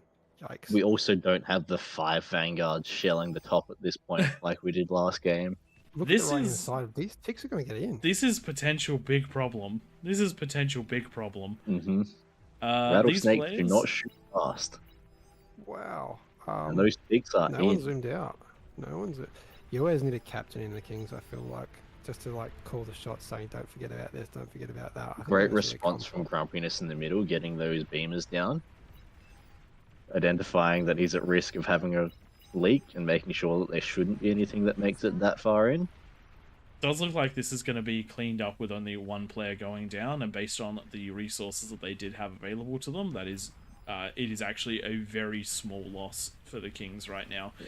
Yeah. That player does look like that player did help out get the Kings to this position, but they helped for that little bit too long and weren't able to get those defenses. T2 defenses are good, T1 are better against spam, and that's something you really do have to bear in mind. And now the peasants have a corner that they can absolutely slap. What needs to happen is D-Teeman needs to get back into this one. They need a fusion, they need some conversion, and they need some build power so they can work their way back and get back to defending this position, so then the Kings can get back to doing what they need to do, which is be on the offensive, because that is one of the most important things. The team that is on the offensive is usually the team that is in the winning position. Just quickly answering your question, Shadow, OS 12 is the ranking system that this game has. It is indicative of how skilled you are in the game. 17 is where you start, and once you get above 25 OS, you're in the top sort of 20%. Once you're above 30 OS, you're in the top sort of 5%. So 12 means that you're sitting a little under the average. Recluse is pushing out the left-hand side. No idea, having an idea of what really does damage. And as I just put into the chat in-game, many of these small cliffs are traversable, which isn't typical of this map. By creating the lava at the start, it means some of those cliffs cannot be, can be traversable by bots. I don't think tanks can get up any of them. I haven't seen tanks get through any of them, but bots definitely can, Razorbacks definitely can. And we are getting some penetration by the Kings in. These defenses are not strong enough. Ooh, Walls are right-hand decent, side. but they are not going to stop the units. And this wind going down is not a huge loss in the scheme of things, but every little bit does make a difference, and it does stop units from getting on the front line and does mean more Two defenses. comms down on the right for the peasants, with T3 coming out of Grumpiness on the top of that hill. Razorbacks taking out two comms, two Razorbacks falling, and now we have peasants falling quickly. This is how to do Whoa. it, guys, as Kings. This is the wouldn't Kings recommend- showing is very strong this time, being able to push out, but also the Kings did not have to deal with the level of aggression that the Kings did last time. Not even to a tiny degree. Yeah, they've been able to get out and push.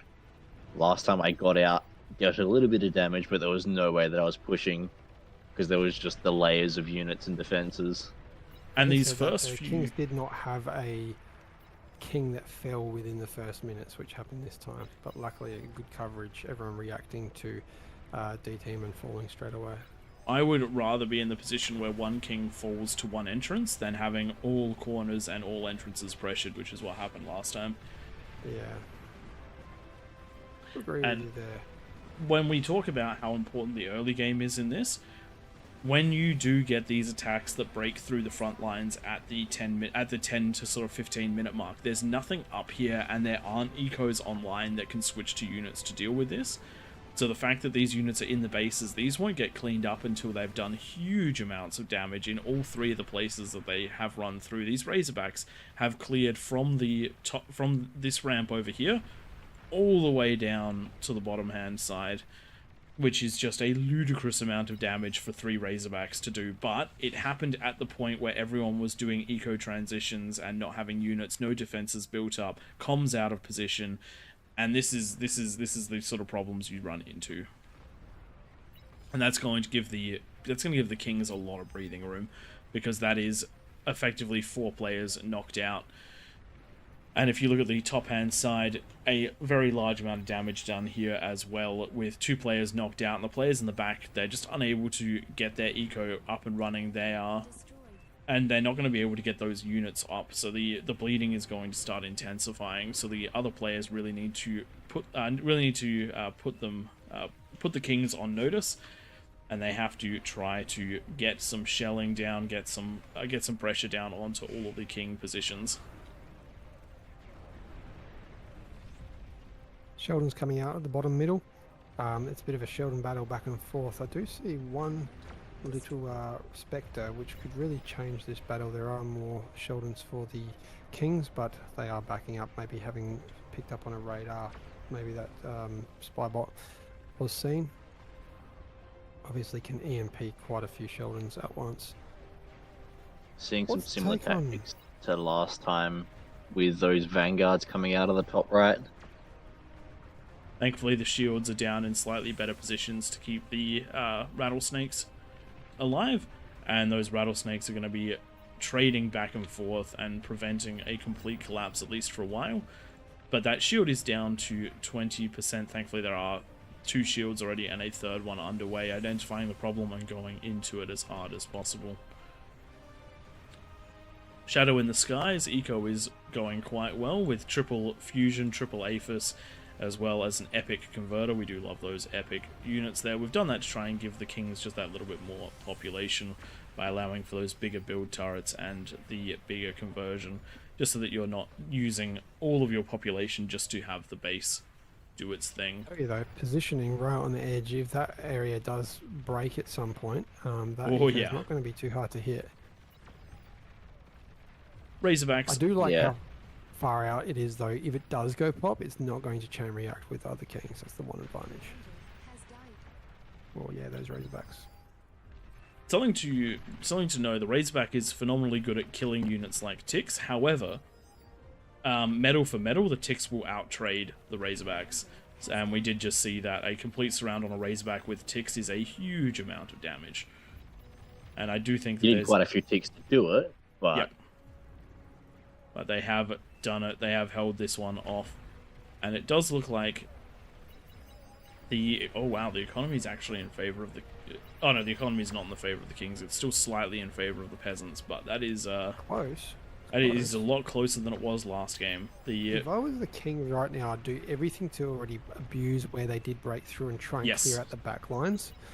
So you can see here that there is nothing in the way of going down and like clearing out through here. There's not going to be any defenses. Many of those dirt, call them the dirt area, the dry seas.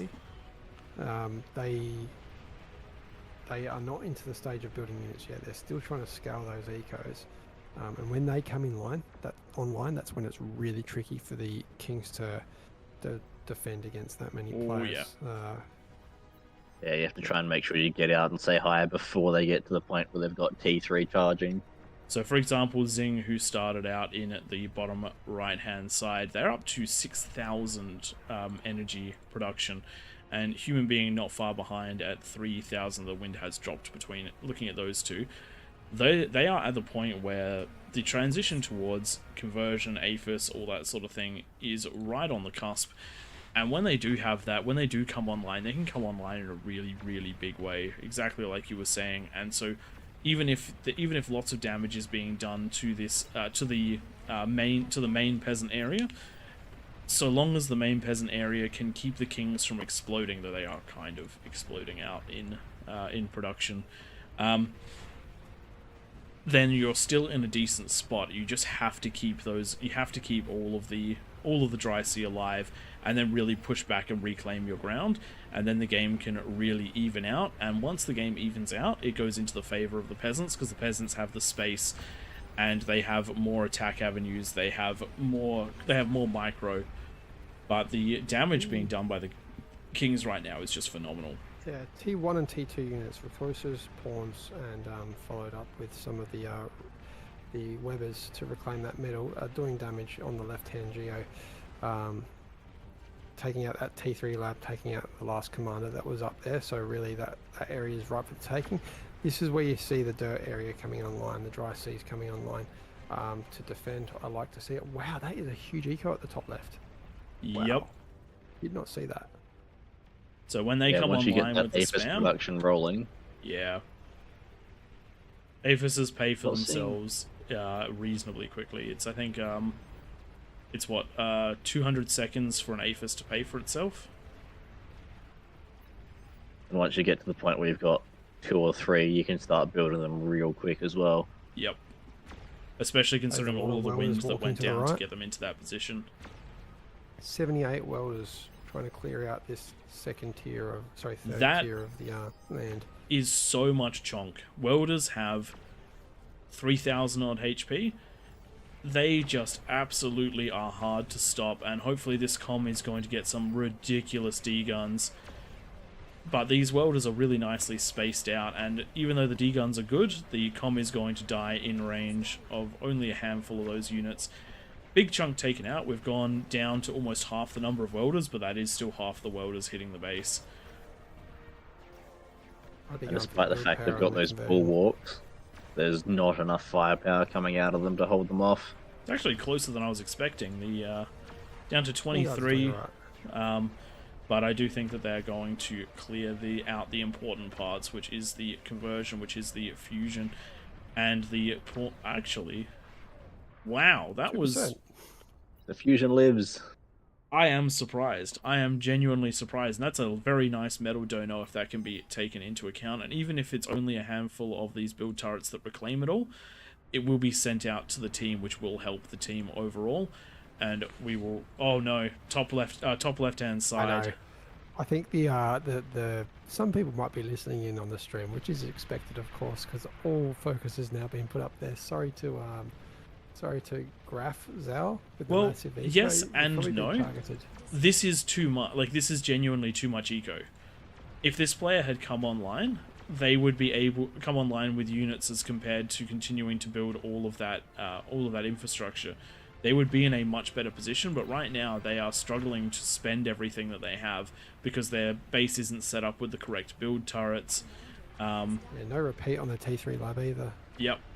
And so this whole area here is this area here should be able to defend itself, but because of the greed it won't be, and that greed is going to lose them this corner. And you can see that the Kings have basically wiped that top edge, and they're rotating around. They've got enough it's doing units that well. they just happen to be spreading out into that dirt area this time around. Starlight's hitting every 4.5 seconds. Do take out these Razorbacks quite quickly, but the Sheldon's coming in for the rescue there. Not to mention, there's just too few of them, which means the Razorbacks are really going to be getting in. The Vanguard's also, again, not quite the unit that's needed here to counter it, and these are just going to be walking around. No one took that comm, so it wasn't there, and this is another thing. You really do have to be very active with the comms. If that one comm that's helping the T3 lab was over here assisting units, you would have been able to take out at least one more of those Vanguards, and you'd be in a slightly better position. But as it stands, currently producing more energy than is being converted, and this area is safe for the moment, but there is a second wave coming, and I just don't reckon they're going to be able to get enough online to deal with it. Two other focus points, a bunch of fiends pushing down into some of the wind, but it just gets sniped as I talk about it, and some chain reactions, but the Razorbacks on the right hand side now going to try and clean up what the welders could not. When you're playing in the peasant positions, you have to be hyper aware of what's going on the map, because it is all well and good to mass eco in the corners, and the mass eco in the corners is one of the win conditions for the peasants. But there is no point in there is no point in ecoing for 25 minutes when the area in front of you has fallen. Oh, here's a Yeah, you good need to make example of sure where these that small once you hills need to be defended as well. once you can get to the point where you can start to build some units, get some unit production going so that you've got that standing army ready for when something rocks up, because you know sooner or later it will, and you can see where they're roaming on the map. If they've just killed a base that's nearby and they disappear, there's a good chance that you could well be next. So it's making sure that you've got something up ready to deal with it. Static defenses are okay, but there's a high likelihood that static defenses aren't going to cut it by the time that the army rolls in. No, and as we're seeing, the sort of armies that are rolling in right now, like on this right-hand side, it's 12 Razorbacks and 4 Titans. And there's quite a lot of eco power here, but there's only a lab producing ticks. 3 labs producing ticks.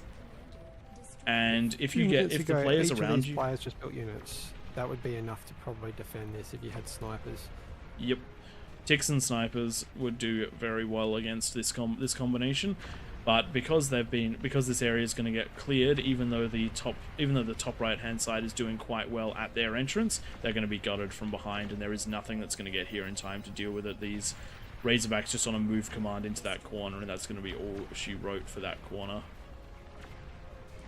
That commander going down on the top left means that there's just T3 defending now, a constant stream of Razorbacks, but they should be cleaned up with the support of the Vanguards, doing quite a bit of damage from range. The real damage is being done by the Shiva army though, moving south, along with all the Recluses, now taking out everything in their path. These wins go down very well to Shivas and to Recluse. And what I'm liking as well is there's a bunch of Webbers following everything, reclaiming the middle, which is giving the Kings the eco advantage now. That's a very big deal. You do need to work well with that reclaim. This is actually, sorry, I was just going to point out, the peasants are in command of this position over here. I'm going to ping it so that people listening can't look. If just something shot up over the hill there, that's death to the Kings. And that's the thing, if one more player in the back line came online with catapults or with vanguards, then you could take out an entire king right here and now. Ooh, what was that? What was that? I missed what that was. Was that an invisible unit? I'm suspecting it probably had to be. There is still the possibility to rebuild, especially because that epic fusion just came online, which is enough energy for the entire team. So it's not over, but what we need to see is build power come up quick, smart. So that just swung the eco in favor of the peasants by 100%. The problem is that the King's army is already in position to deal damage. It's down the bottom here. It is pushing into one of the last eco spots. This could still be anyone's game, and it's going to be dependent. And as you said, it's going to be dependent on how quickly the Kings come back online, because they still have absolutely plenty of energy production, but they do not have the conversion anymore. They do power and conversion, and they need to keep microing these units so that there's less and less avenues of attack.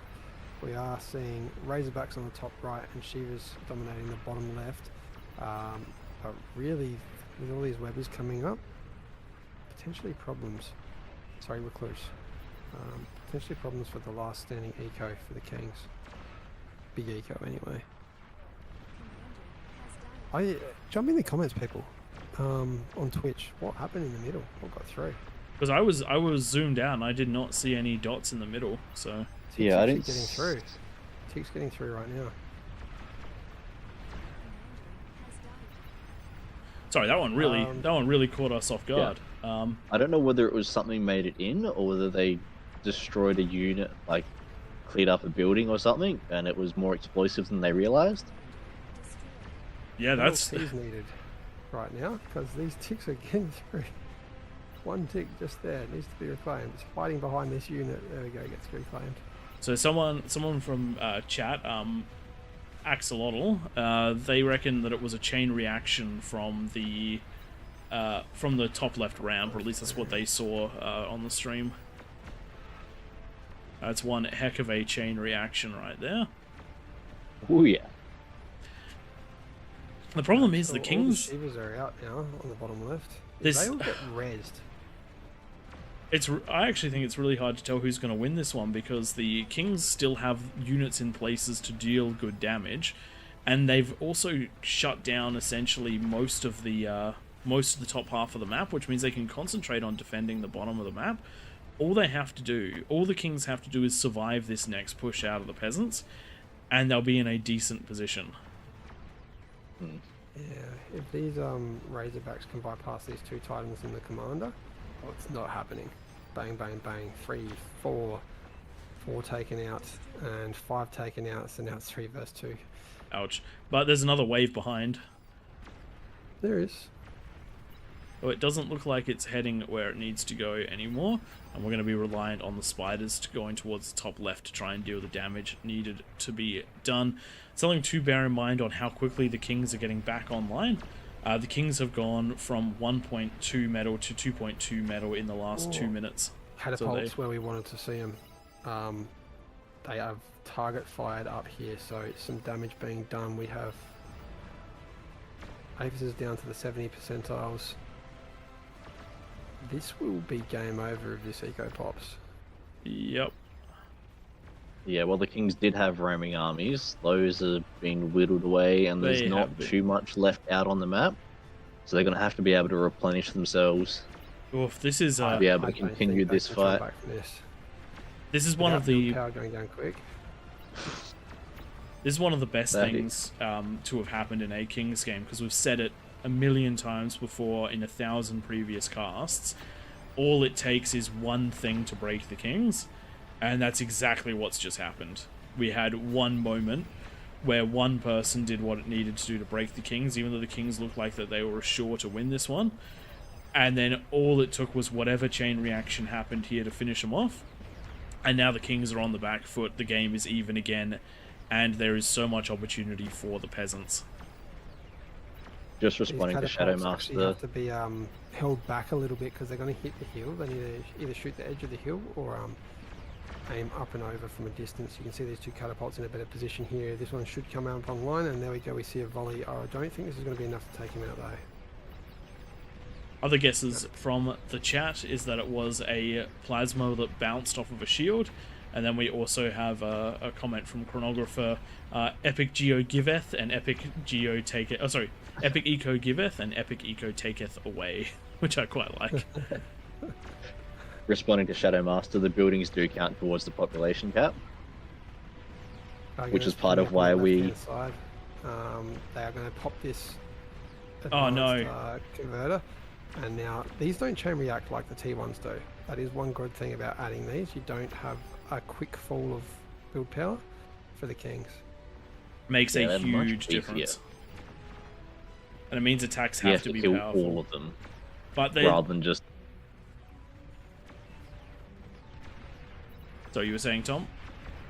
Yeah, you have to kill all of them rather than just popping 1 or 2 and then the entire thing chain reacts like the T1s do. Does look like the ecos have equalized now, the Kings and the peasants in the same position, but the peasants have many attack avenues, and a lot of these players around the outside are online and rolling. We are getting some damage done by a few Titans here though. They're looking for some high damage, but unfortunately they're just missing out on walking into one of those big eco centers. They're going to grab some conversion, they're going to grab some I love how build many turrets, I walls reckon. there are around that geo. Very nice grab just there, and the comms do need to clean up those Titans before they can get just a little bit more shot. If that missile can go in on the Geo, Oh, nice. it will take it out, but a good job just there. Oh wow, chain reaction down the back as well. That's just wiped out about 300 metal production off of the peasant side, which is going to keep giving those Kings that reprieve that they want. Does look like the game has stabilized again, and we'll see where it goes from here. Just looking on this right-hand side, I do like that the player on the dry sea has gone into the spam. However, when you identify Not a achieving problem like anything this, at the moment. yeah, you have to adapt what you're doing. It's all well and good to have the spam, but if the spam is just going into a line of demons, it's probably not worth it. It's probably not worth You're it. better off to hold them, let it build up somewhere, wait until you got something that you can deal with the demons, and then roll it through all at once. Like, Well- let's say 3-4s shooting out their EMP missiles all at the same time. Or like the shoving same it one. through this middle section where even ticks are getting in. I don't know. Yeah, If these swords are going to fire, I want to see it. they should be, but they're just out of range. Does look like the top left-hand side did manage to survive through all of the attacks coming through. That eco did end up paying off, even though it was really touch and go. And now the Titan push is coming no. to a less defended position. Thor's just being murdered by not using that EMP. manual Well, the best thing fire. about the Thor is that it has an EMP. The EMP will shut down demons. Use the manual fire. Real touch and go here for the Kings as well. They've got what's that, handful of Titans there for each team. But the Peasants are supported by Tick Spam and Starlights. Don't know why the Starlights are turning around though. There's definitely some pressure mounting on the Kings now. They're basically on the clock to either kill the peasants or start falling under the weight of units. Sorry, just jumping in here. This is something that I do not understand. I turn the player view on for the peasants. They can see the super aphis. They can see the aphis stack in this bottom right-hand side, and they are doing nothing about it. All it would take is vanguards or catapults to win this game right now. And there are 1, 2, 3, 4, 5, 6, 7, 8, 9, 10, 11, 12, 13, 14, 15. There are 16 players with the capability to get anything that could shoot up into this section, and none of them are. Even a solid spider push that came through here would... I reckon that's a lot of defenses for spiders. yeah, No, I don't think it'll make it there's in, but pulses. it's not going to make it up this other side with the 41 wardens all in a block. Mm-hmm. Even Titans can do it with their missile, by the way. All you have to do is walk up to the edge. Yeah, Shivas, anything really. Yep. Anything. Just Anything have to hit one could of get those up there. aphises. And And that's... one of them got down to 30% before. That's the thing. They were doing it before. They just didn't continue doing it. Yep, they decided to reclaim, I do believe. And it does look like the eco is now back in favor of the Kings, because it was only the smaller things that were destroyed, like the conversion. We do have a lot of metal production back in the hands of the Kings. So looking at them, they're all maxed out on metal, so they are having a bit of trouble spending it. I do like how Shadow in the Sky is going and building these pulses down off the cliff edge. Quite smart tactic there on the low ground. And now all these Titans from him as well coming out to reclaim that biggest risk of ground. I am surprised that there are no shields. I mean, They're not shields are for getting the weak. shelled. Let's just be honest, shields are for the weak. Oh, a bunch of gremlins trying to come up into the base here. Still have not been shot. I'd probably actually just try and take out the build power of these T3 labs, because you know you're going to get it. Oh, actually, Yeah, no, it doesn't anything chain react. explosive. Doesn't chain react. Conversion does There we though. go. See an conversion. What That's would be you want. great is to let them be seen next to explosive things. Oh, nearly. Oh, Nah, just, you need a lot more shots than that. 20%. You need a lot more shots than that. But again, the peasants are Someone's on the hyper left. aware of what is on this high ground. And unfortunately, if you look at the top left-hand side, no defenses were on that bottom edge, and the peasants and the Kings are sneaking through with a handful of Titans, which is going to, I think this is going to put the pin in the peasants' opportunity to win at this point if they take out this this eco corner, because that's the pressure Still can't taken off believe the there's top no side. vanguards.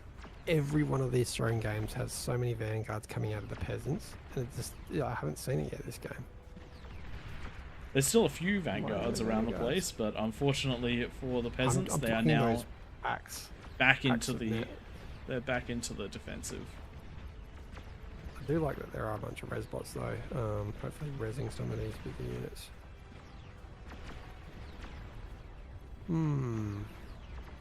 Is it back in the hands of the kings? It's I think back in the so. hands of the kings right Yeah, now. the Kings have got the advantage at the moment. There are some ludicrous vulnerabilities that the king. Here we go. Here we go. Bottom hand side. Make This it could rain. change the game. They just need to fire at the correct place. There is enough in one volley. If it does fire into the right spot, they're not firing. I think they're Line of struggling fire. with the line of sight or the Move them. There we go. There we go. There you go.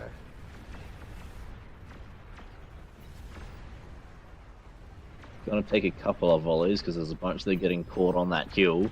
But However, we're down to they're eating the weakened one. That's a risky play, but it's gonna pay off. Yeah. that's not a like bad that. idea. If you can eat them, they don't go boom. Correct, Should I but take out the build power? I like that. don't walk It around is this doing a side. good This is where the pulsars are. My god. Just go to the side that you have defended. You have the left side in control. Go to the left side and fire onto the Aphis. Oh my god. I cannot believe this. And now all the vanguards are going to get into place. This vulnerability has been closed up, I reckon. And that is unbelievable. That is genuinely Considering one of them's unbelievable. still at 49%. All it needed was those to stay in the exact same position on the And keep exact same firing. border. You could have Just swung them left seriously. a bit, but Get yeah, up, it was. go to the toilet or something, and come back, and you would have won the game for your team. That's rough. That's really rough. Oh man, that hurts that catapult army got taken away. That was the win. Yeah, and this is why we say these games can turn on a dime. Player skill is the ultimate balancing move in this one, and missing an opportunity like that is truly devastating for the team. Something to bear in mind, if you're struggling to get that attack angle, just target the very top of the cliff. 90% of the missiles will fly over and scatter all over the base. Those Titans get further up the hill than I was expecting them to. I am liking for the Kings now that they have 4 of the super epic fusion reactors. The Kings from do 2 not need different more eco. locations. Look at their medal. The only player that's spending theirs is Cookie Destroyer. Everybody else is overflowing. They're currently in More build advantage power. over the peasants. What they need to do is go all in on those units, and do attacks like this with these demons, where they're just going to go and push through an area that they know still exists. Spread them out, get the damage done, pop what you can, and move on. Oh, I didn't see top left. Left its eco. side. That huge eco that was at the top left Oh. must have fallen at some point. Oh, they've learnt. They've finally learnt. The vanguards are shelling in. There are Unfortunately, shields, but where is the support from the team though? Demon's going to take this out, maybe 1 or 2, or all of them. Ugh. Now I know that this would have taken a while, but I would have run these down on the low ground and up towards the area of vulnerability. That's what I would have done. Yeah. But there is now a lot of vanguards covering that other corner. Blue team Yeah, is but- still in control of this area. yeah, here. like that's the thing. Yeah, Like, this is it. Just put units there and shoot. And literally the first of the plasma deflectors was only just built by this constructor sitting right next to it, right there, for Shadow. So now Vanguards have lost their penetration power. There is one catapult that is still shooting up there, and it's got an APHIS down to 20%. That's all it takes. All it takes. Just keep shooting on Just those keep shooting locations. that spot. 40%. you'll slowly get more and more XP on it, and as long as you're getting damage on it somehow. Yeah, they're reclaiming. Is this going to be perfectly poorly timed? Oh no, the catapult's shooting elsewhere. Yeah, you got to turn off hold position. 3%. You got to turn off. Sorry, you've got to turn off fire at will. You've got to keep moving them side to side so that they can't be hit by the vanguards. And just based on the firing positions they're using, I'm fairly sure that this is a player that's listening to the stream, because they have done exactly what we've been saying the entire time. Yeah, this last one about to be reclaimed. If one of these volleys hits just as... This is going to be close. Oh, not quite. It was almost perfectly timed. Not quite. But look, yes, you're not getting the explosions, but you are taking out... You are getting those destroyed because they are being taken out. And you just have to keep persisting with this. You've got to try and keep pushing through. If you can take out one of these wings, then the peasants will have the game again. But if you can't take out one of those wings, then the peasants won't have the game, and that's the position we're in right now. These catapults, if they were turned on hold fire, they would be making a lot more difference right now. Yep, because right now they are having trouble targeting the thing they're targeting, so they're just dropping their loads on other units. You've got they're being told to attack a position, but because they don't have line of sight, they are just not doing that, and so they never have the ability to fire on what you want them to do because they're trying to do their own thing. You can see if you zoom right into where they're attacking, it's on the little lip just down the other edge. You need to touch right on the tip of that. Right on cliff. that little tip there, and it will cascade over. There we go. That's some rockets flying in. See how wide that penetration goes? Yeah, just took out a couple of those construction turrets, a couple more. Are we going to see some of the conversion in the But background? it is a little bit too late, unfortunately. The high ground position has been ceded, though we do have the vanguards up here, and these vanguards might be able to do the work, but big pushes coming around the map. The top left side has been finished off by more titans. There is a big push coming down on the bottom right hand side. There was a ludicrous number of there is a ludicrous number of Thors with some demons backing them up, fighting into Thors and spam. This whole area has become such a wreckage that The Super Aphis got to 10%. Sorry. what What is caused? happening? Oh, that was the vanguards, was it? The vanguards, yeah, must have been. Just a little bit more. Just a little bit more. They're on the clock, these titans, and what are they called? Welders are coming around the corner. Yep. I wonder if these sit inside the bubble. Oh, is that happening now? Is this person? They'll be on high trajectory fire. They're The on thing is, move there are commands. so many vanguards here. You can bust through those shields. You bust through the shields. You Just take out shoot the up, artillery, yeah. and then you work your way up to the super. You don't have to Aphis. bust through the shield if you're in the shield. So they could just shoot up now, and it will hit There's- the Super Aphis. Also enough eco up there that if it bounces and hits something else close enough, Why are they not attacking? It's a move command. You need to just shoot up, boy. One or two going up, bouncing on. How much damage does that do each time? it Why hits? the move commands? yeah, there's enough vanguards that you can overwhelm that shield, and then you don't have to worry about dealing with the shield. This is just, I think, coming down to experience of people that have played Bar Yeah. a little bit less than we have, which is totally fine. And It also there you helps go. being able to see both sides and I mean, not in be in this the case, thick it of actually doesn't, doing because it. player It view doesn't. has You can all see the it all. information you need. The player view can see the shields. The player view can see the artillery. The player view can see the Super Aphis. Hmm. You just gotta That was control the, those units. That was 20 minutes of the peasants controlling that little entrance there, and Yep. it has finally been taken back by the kings. And the kings definitely This- lead with eco. This was the King's game to lose, and then the mass chain reaction made it into the Peasants' game to lose, and unfortunately the Kings have reclaimed that momentum and are pushing out. The Peasants just got so stuck in the idea of what they were doing and just were not able to punch through adequately and do the damage they needed. One of the things about these ecos is that they just chain react like crazy with these epic converters, with these epic fusions. you can destroy so much of a king's base with just a minor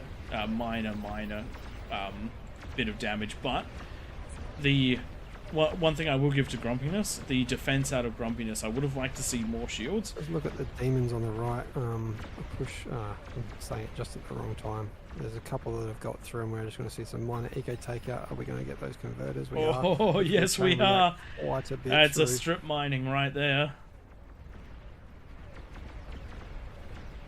Every little bit counts. Every little bit counts. But yes, the experience of Grumpiness reclaiming those APHIS and making the decision to lose one to save the rest, continuing to get those T2 constructors up so that then he can do that. Really, really well played out of Grumpiness. This wing was the lose condition for the Kings, and he did everything in his power other than shields to get that one to stay. In fairness to him, he didn't actually fall without having them. Oh no, So- he didn't. It just would have been a much safer thing if there were some shields. A more experienced player would have acknowledged that there was one shield and just fired through it. Because the other thing is when just you walking down south now, it reminds me of Yes. that a little that gif, that meme of like that train trying to squeeze through the tunnel that it doesn't fit through. It just keeps going anyway. Just ram it in there. But this one, the peasants are now taking a huge amount of damage. The crazy thing is the peasants don't actually need much of an eco to keep producing units, because they are reclaiming 19,000 metal at times.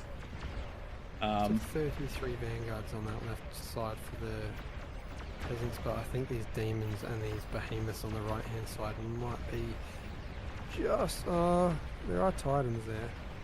This player just doesn't know how to shoot the actually no, this player should know how to shoot the Thor's EMPs, but they're just not using them.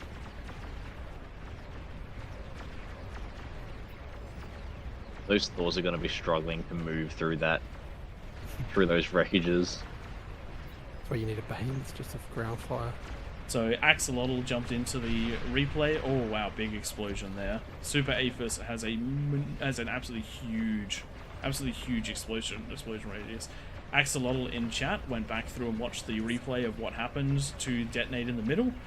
One of the players was clearing space, and they accidentally set off a converter, Wow. which set off a massive chain reaction. Self-inflicted. I thought that might have been the case because we didn't see anything up there, and I looked up there not long before it happened.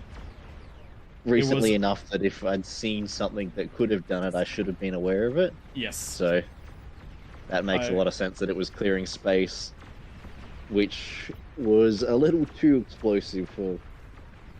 Yes, and so it just ticked off just enough damage to do what needed to be done. Does look like all those vanguards have been taken out on the left-hand side. Behemoth, Titans, mass spam. This is essentially all over for the peasants at this point as that attack runs through. There might be one opportunity with the Titan attack in the top right, but I just have a feeling that the peasants are going to be pushed further and further back and are going to run out of momentum. Yeah, I'd say if this Titan attack doesn't get through, it'd be good to see the peasants vote to resign so we can fit one more in. It is 11:30 here, so usually this would be about the cap of when we don't do any more games for the night. We would like to fit in one Raptors though.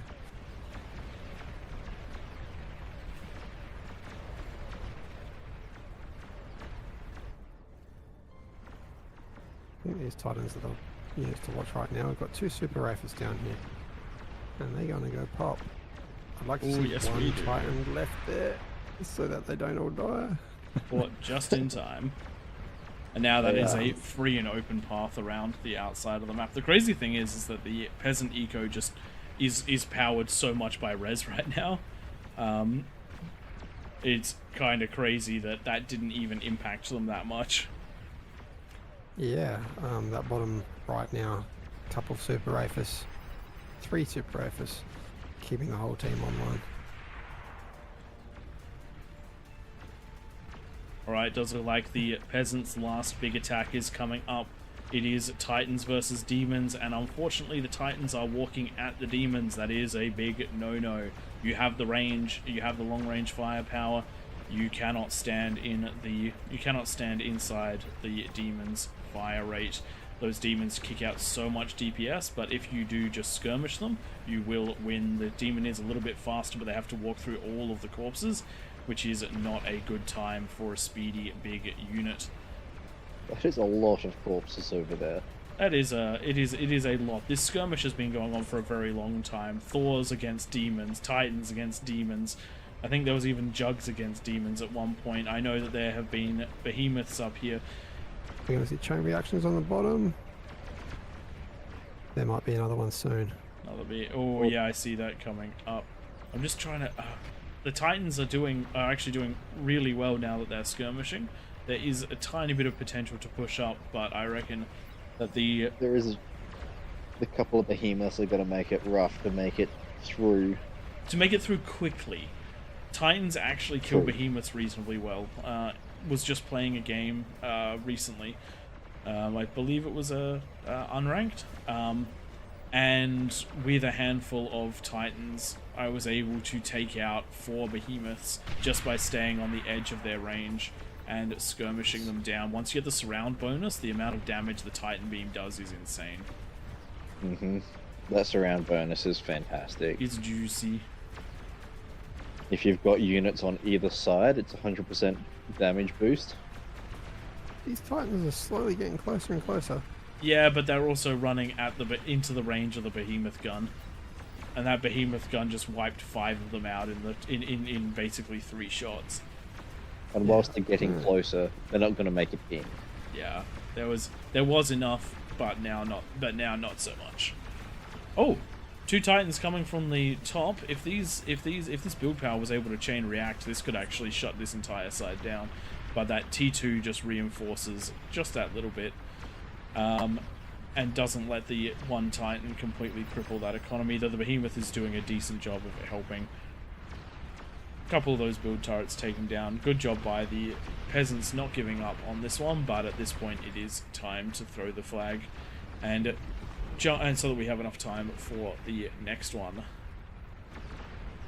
If there are any peasants listening that do have the ability to call that surrender vote, would be greatly appreciated.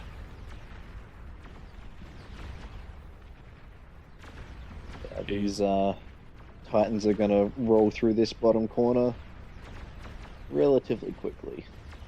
It's a really good firing angle for the peasants Titans, but with the second wave coming and the top wave coming through, I reckon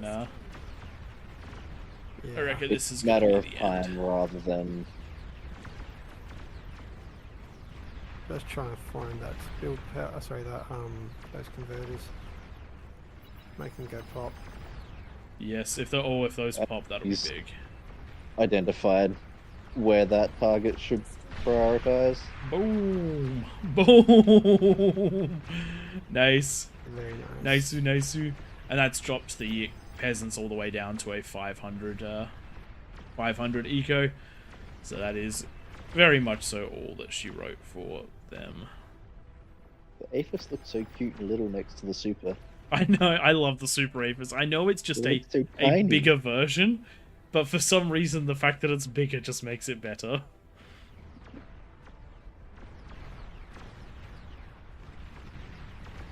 Here we go up north, J Frost, Haven, very nice things, Morgs. If one of you could hit resign vote, that would be fantastic.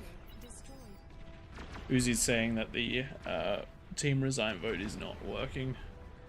Maybe try the command. Yeah, exclamation mark CV resign. We disabled vowing votes. I don't know what that is. I don't know how we disabled calling votes. We didn't. Nightmare must have. Okay, yeah, that makes sense. Which does make sense. I'll tell you what though, commanders can be self-deed. That would be a quick game. 5 comms left. So 2 comms left for the peasants. Where are they? So for those of you feel listening, free to screen cheat. There is a commander down here. next to all those demons that are traversing.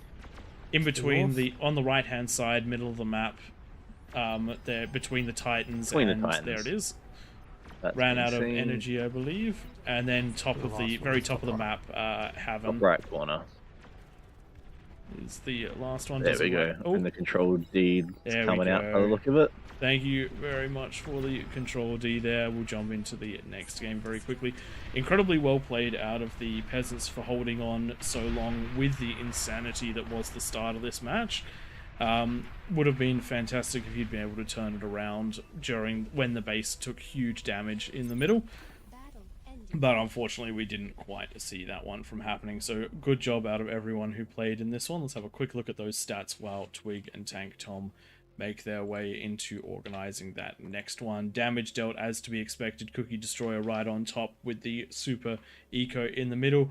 But all of the kings doing a fantastic job there. But we did have a couple of peasants that really rivaled them, considering that they could never have matched those ecos individually.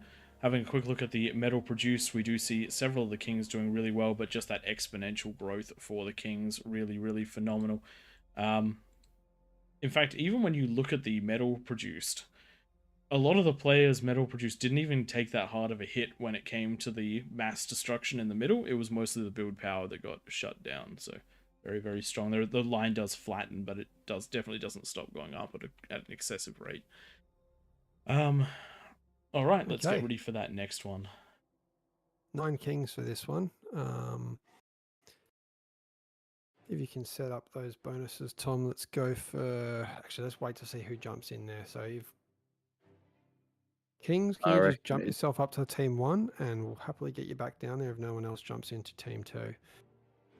Those that have that plus 60 next to them, we'll leave it there for a second. I reckon it's going to be plus 50, just looking at how many peasants we've got.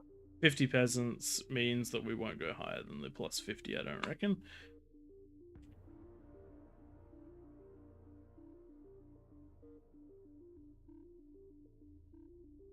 And for the kings that have just played, please feel free to cycle out to the peasants. For peasants who want to play kings, feel free to cycle in.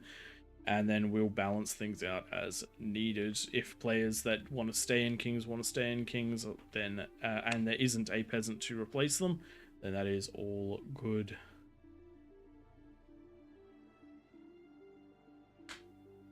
I'll give people a chance to rotate, but if there's no one else that's moving out, feel free to jump down for the last 3 spots.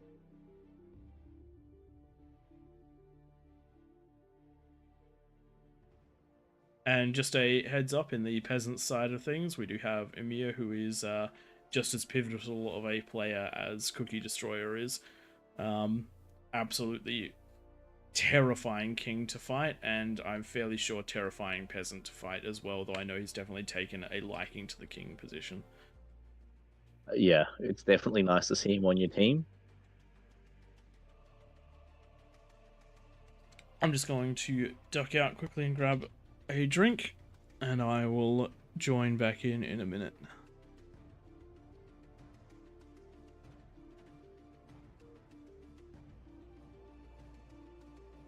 Nine kings, Through and people. setting up all the bonuses. And there's no extras. We'll see if we've got any ID. Double ups at the moment.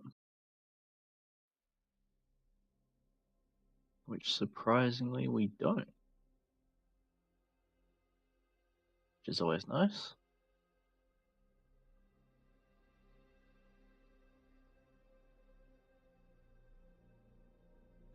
Who else has boss? Because we have no mods in here. And there's no ability for us to send boss to anyone else. There's going to be a lobby left behind, which is open up to everyone.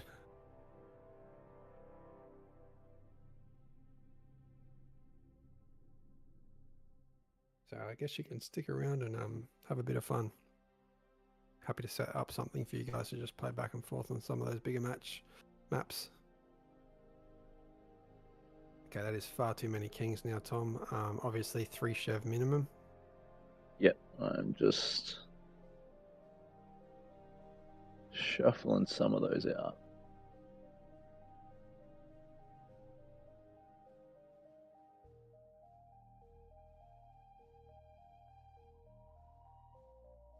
So for King of the Hill on Raptors, it's probably the least rules that we have for all of them. It's just literally no offensive structures. Tom, if you can also make sure, I know you're getting all the jobs right now, apply those Juno tweaks and They should type still tweaks. be active.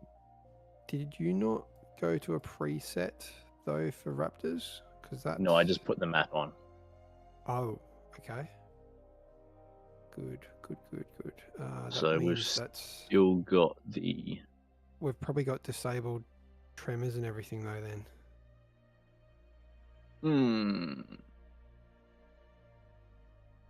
Yeah. And disabled needs to how do you disable the debug command without changing everything? Be the first tweak units that we want to clear. We have to redo this because the lava will be at the wrong height. The lava should be reset with a map load in.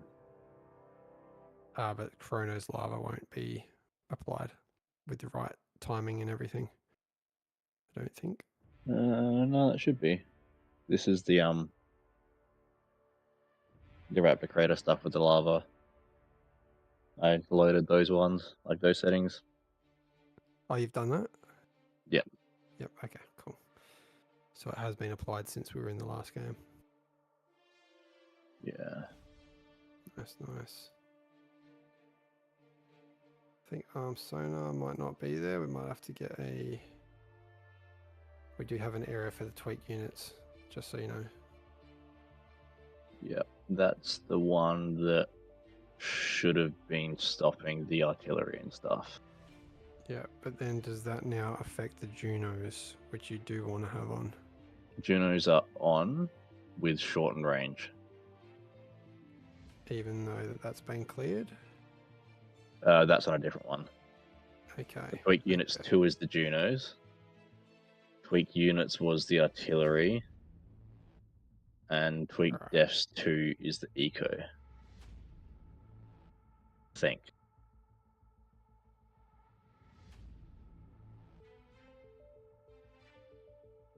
I didn't know how to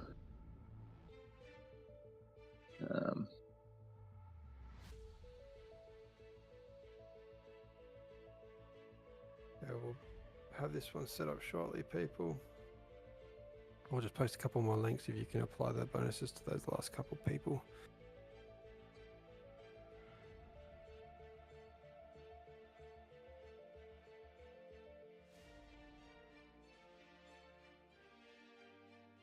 And then once again, this will be the last game of the night for us.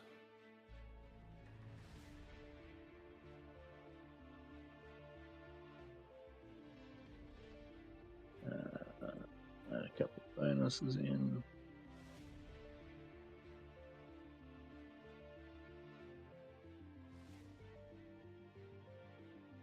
Got a couple of people downloading at the moment, so once they're ready, we should be pretty much good to go, I reckon.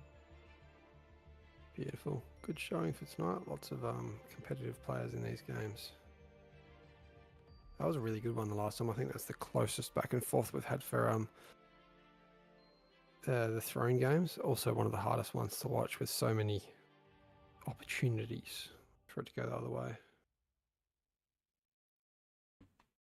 Yeah, when you've got more players, it doesn't swing quite as hard.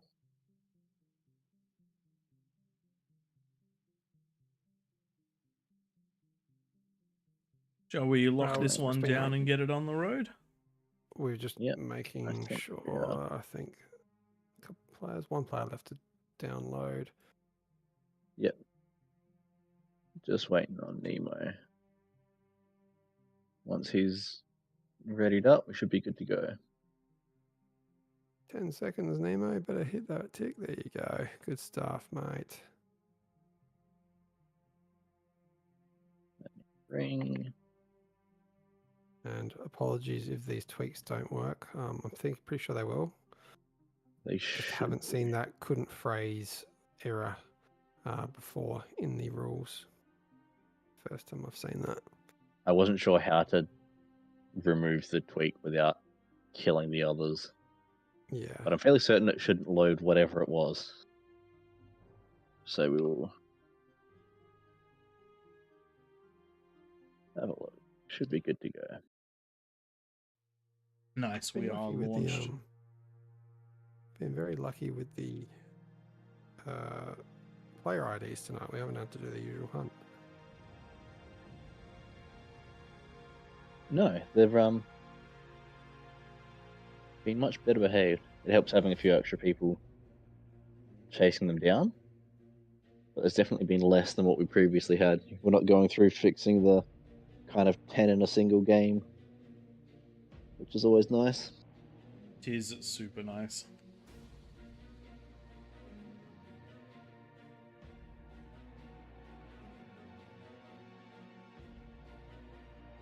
At the end of this one, people, what we're going to do is we're going to set up a team game and just get it underway. Then we're going to be resetting the lobby and changing the team size back to 16. So if you want to stick around for one game, it won't be cast. It'll just be for you guys to be left there and have a bit of fun on an unranked game. 4 kings in this one. Typically we like to see 1 king start in the middle, take all 8 of those metals, and then the rest work outwards. We'll put that into chat while you guys type.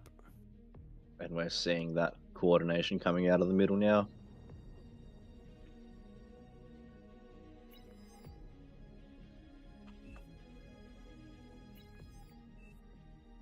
Did we want to see if we can cast this one? We've been casting these all. Sorry, do we want to record this one? It's probably what We've I'm... been recording these all. Ah, cool. I actually really hope that I recorded the last one. I don't know if I did that one, but I definitely did the ones before.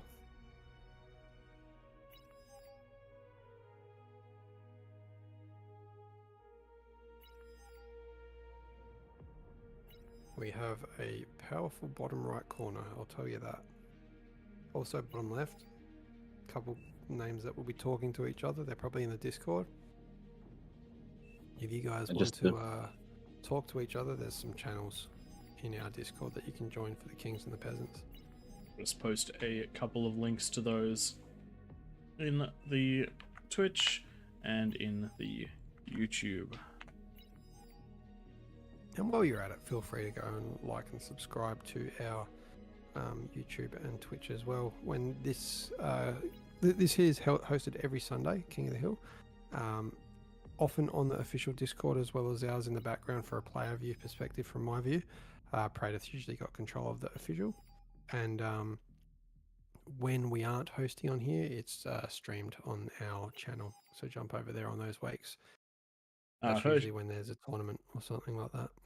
Hoshi GG, this is just Rack to Creator, but it has been tweaked by Chronographer, a member of the All Reason No Logic community that is quite involved with Beyond All Reason. Has managed to level out a lot of the playing field, but create a low ground for this lava ring. The lava ring really it has helped so much with making people that have never really played this understand what's going on. There is a physical lava barrier, and people tend not to cross it before 10 minutes, which is fantastic, and it also makes it very obvious where you should be, what you should do, all that sort of stuff. Oh, I definitely did miss the doodle. I've been clearing them out, just in case there's any profanity that I didn't see that we don't want on stream. Just responding to Gammon Truths. Haven't played never versed another player in this game. Always against bots. Bots is where we started out as well, and we often do a Wednesday night with people. We'll jump on and play some different versions of bots games. Feel free to join us on those Wednesdays. We'll be in an open channel instead of a closed casting channel so that we can interact with people. We do those ones so that we can spend time with all of you guys. Alrighty, anyone who is listening out, I reckon it's time for a force start. Get that vote happening. And we do like this game mode because it feels much less stressful than doing PvP. It feels much more in the style of the Verse AI or Raptors. Very much so. I forget that I'm playing PvP when I'm on games when I'm on maps like this and on Throne, Claymore, not so much. That one I feel like I'm versus 2 people, so I definitely enjoy the challenge there. But yes, if you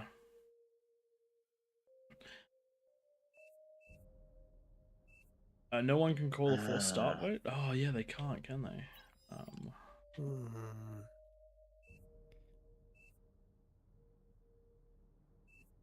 Yeah, unfortunately we can't call it because I there is did. a Haha, someone I'm the you did? best.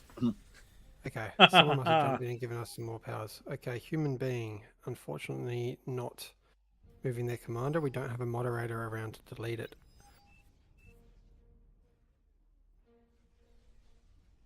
It looks like he may not be around at the moment.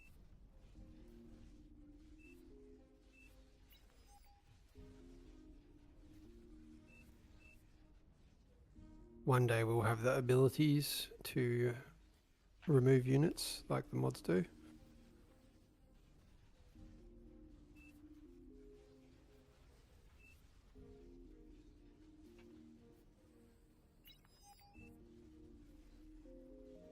Everyone's just keeping a keen eye on that. We are being a little bit quiet. It's getting quite late here, almost approaching midnight, so this is definitely our last one. But we will be back next Sunday. I think this is going to be one of the first times where there's actually a reason to build a couple of A couple of offensive units. Just grab yourself a single Whistler or a single rocket bot. You'll get him. Hmm. And then you'll get 1200 metal. It's a good risk reward. Yeah, it's worth the investment of a couple of rocket bots and a res bot. Exactly. Yeah, 1200 plus that 50% bonus. All right, now that was a bit of a disruptive start, but let's jump on into it and let's have a quick rundown of what is going on. So, King of the Hill on Raptor Crater. This is the big one. This is the best one. This is the one that you all know and love and that is featured at the absolute most. So, what's going on here? Lava moat that's going to drop at 10 minutes. Kings with a bonus. Peasants massively outnumbering them. No air, no structures that can attack each other. Just use them defensively. Each other's buildings, just use them defensively. And go from there. The Kings, if the Kings want to win, they need to get at least a fusion or equivalent's worth of eco by the 10-minute mark, as well as a T2 lab and units. If the peasants want to win, they need to work together and close those gaps that pop up. If you're on one of the wings that leans over, highly recommend helping the defenses or the offenses of the lanes next to you. If you're directly behind a lane, I would highly recommend defenses and or offenses. If you are if you're in one of these corners, would highly recommend going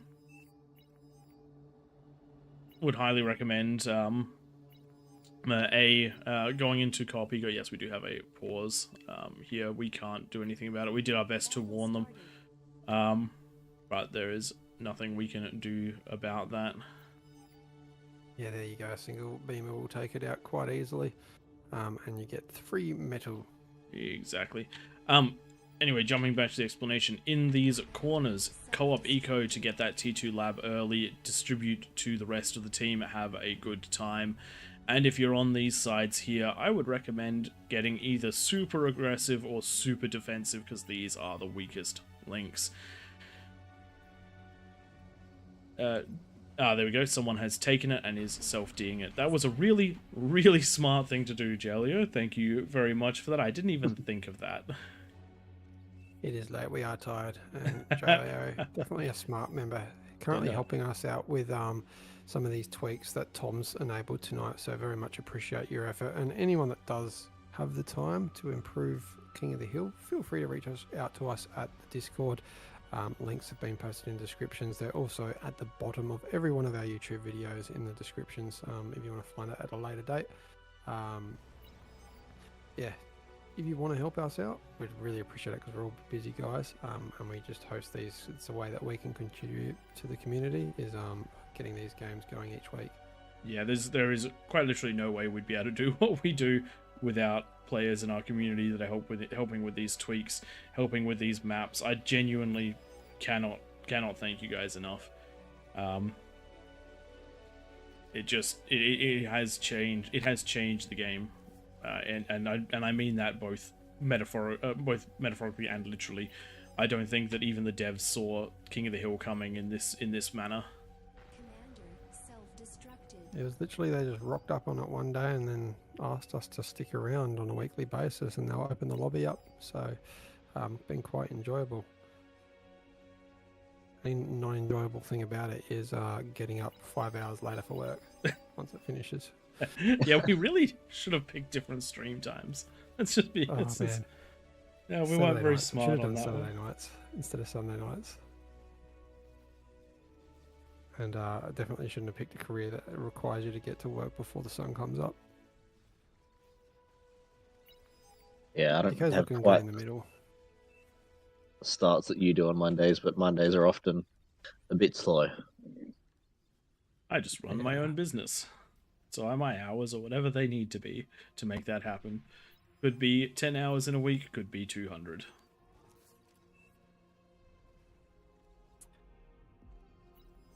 Okay, bottom right. Let's see what they're doing. T2 up. Bottom left. T2 up. They got their T2 Nice. nice and early. They worked together for that one. Nice work there. Top left, not recommended. Doing it by yourself. So, Oh, good. there are- yeah. Eat the lab.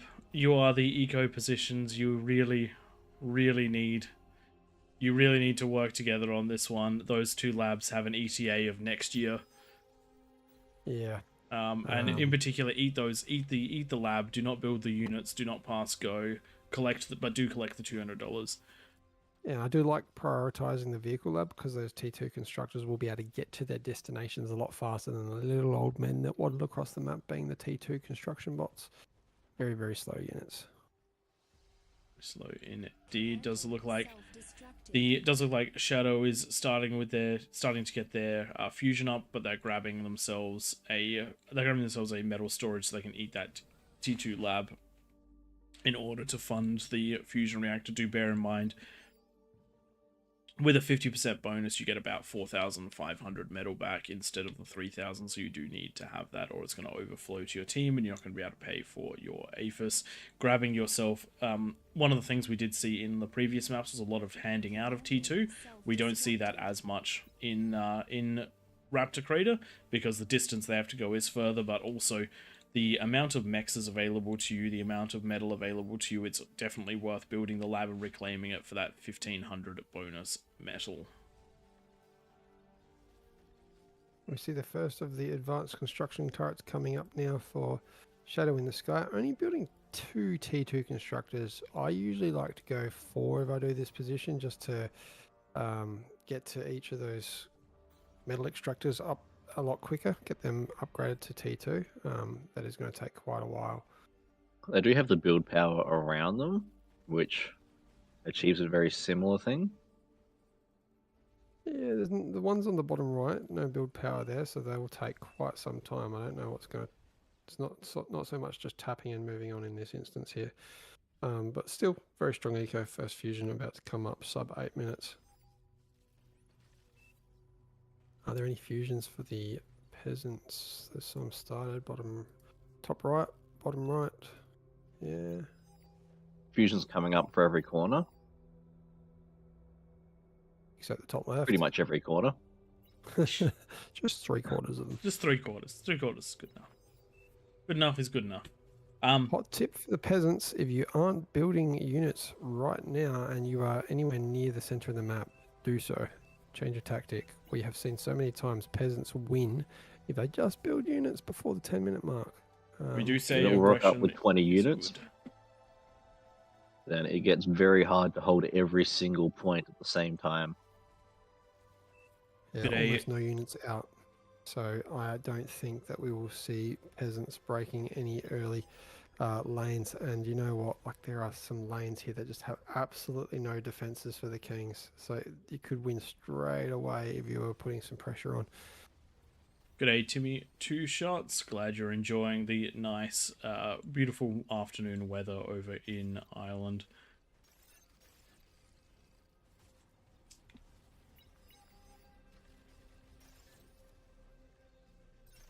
Everyone's getting those frantic last-minute preparations ready. We can see the I- fences up on most of the ramps. I Would love find to I see wish I more jumped units into back. this one now. I think I would have maybe gone all right. There's Yeah. not much going on. Yeah. Just having a quick look at Arm Sonar. The way they built their Dragon Teeth defenses. I've always found this a really interesting way to defend. Someone did it against me in a PvP game, and they walked their units through back and forth through them, and all of my rockets just hit those defenses instead of the units. It was very effective. I quite liked it. But it does look like it's going to be quite a passive game coming out of most of the players this last time. Tom, just for the future, I'm just clicking some of these construction bots, and it does look like, unfortunately, the ranges on the artilleries is still there. So I don't know if that tweak has worked. Where is the Juno? Maybe What are you talking there's- about? I have no idea what Junos- he's talking about. So you know how you've done a tweak? Was that not to also Yeah. reduce the artillery? And we No, do it was have just the doing it. 10 minutes up, and we do have the Okay, first just attack doing it. coming out of the peasants. They're coming in nice and strong with stouts, but unfortunately, with only one lane coming in, defenses can be pulled from another king player, and these fiends are going to help clean this up with the combination of the beamers and the dragon's claws. Battle Couple lost. might get in. What have we got going on over here? So we've got a persecutor that's been built that's shelling up to the eco. Yeah, it definitely can reach those 2 mexes. So the rule is, people, no offensive structures. Setting the rules, very easy to read. No offensive structures that can hit eco. Battle started. There you go. It has been set to hold fire and is being reclaimed. So we do appreciate the community investment. Jumping back to those stouts, the stouts nearly making it in, but I reckon there's enough fiends to clean this one up. Really good reaction out of I have no idea, identifying that there was too much for the defenses to hold and pushing back. But look at how far those got in, and that was essentially one player's worth of stouts. If you did this to multiple ramps at the same time, there is no way that would have been defended, and you would have been able to push into the king's base at that 10-minute mark. We say this week in, week out. Being aggressive is the way you win the game. If you allow the kings to control this whole plateau, they're going to be in a great spot. If you allow the peasants to break into the plateau, the peasants are going to be in a great spot. And now the fiends, they've been used for defense, and now they're heading out before the major defenses can be established, though not quite enough to punch through this handful of overwatches and maces, as well as the reinforcing units and gauntlet, enough to scare this one back. But I do reckon that area is going to be attacked yet again. A few Jags started making it out on the right-hand side, saw the 3 commanders on their way in, and decided to pull back. Probably a wise decision. And here we go. We do have the fiends pushing back in. Uzi, though, really good defensive idea right here. Is going to try to hold, but unfortunately the wall's not going quite high enough, and the fiends have found a way through. You got to remember that. You got to remember to check using bots where the actual point is. Oops, that was F3. Where the actual point is, where it turns red, and as you can see, there's a tiny little gap there, so you have to go just that little bit higher. Thankfully, a lot of that cleaned up by the Jags. Eco coming online in a big way for the kings in the middle there. That bar at the top right of your screen was well in the favour of the peasants at the start of the game with so many commanders, but with that bonus and with the an epic energy converter coming down now, Ooh, kings that's will going to make a slowly big difference. wind it back in. Yes, it does look like the peasants are off to a rough start in this one. The co-op corners have not managed to push those ecos quite as far as we do like to see, and the aggression just has not been there, which means that the kings are given some free reign. Normally, if you push an area hard enough, the kings are forced to grab some of the eco player in the middle is forced to get units to reinforce, but that just hasn't happened this time. So we're seeing aphises coming up for multiple players, multiple fusions in the middle, and as Twig said, what we want to be seeing all the way up until about the 20-minute mark is the peasants being in the eco favor by about 50 to 100%, but what we're actually seeing is only a 15 to 30%. Great D guns out of Uzi just then.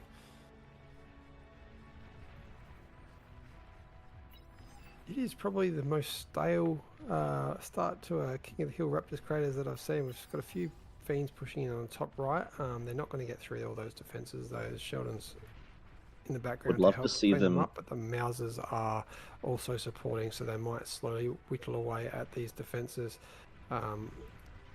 Adjacent player coming over to help. Would have loved to see those fiends just going around the defenses rather than trying to kill them. Here we go, we've got our first spider push about to happen on the left-hand side, I reckon. I do like seeing the spiders come up and over these hills, usually not defended early on. Get a pause again. Gosh, Dan.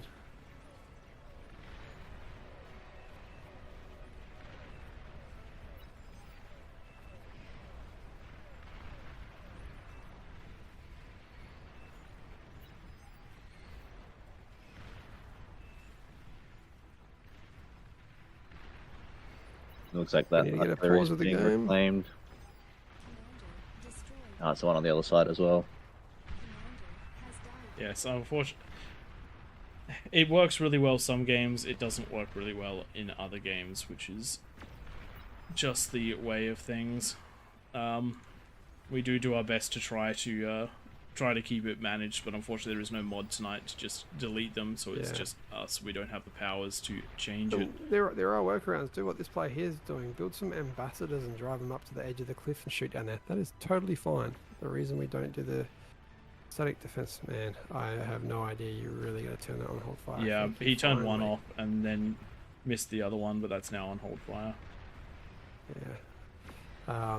Yeah, it really just changes the game too much if you allow for these static offensive units. You can just creep your way all the way up into the kings and similarly out of the king's position.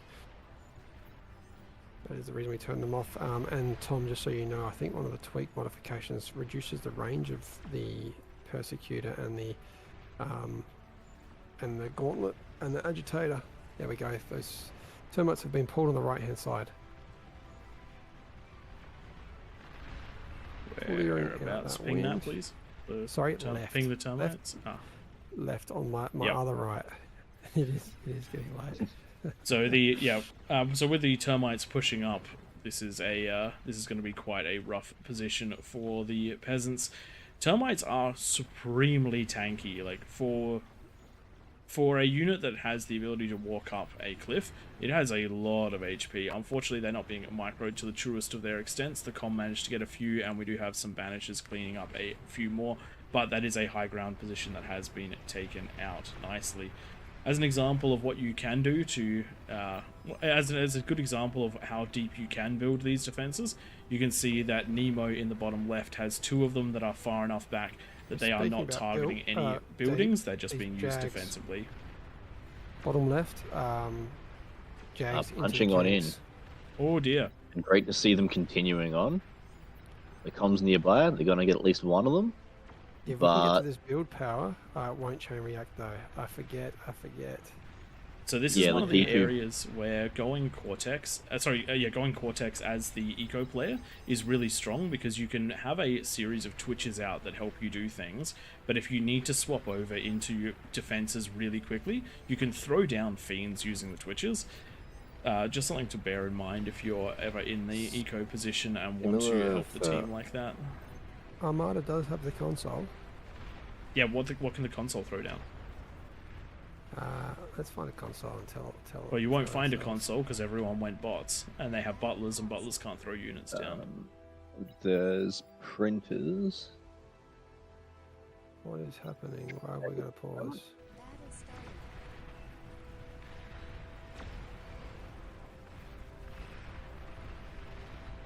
started. Anyway, sure. back into this one.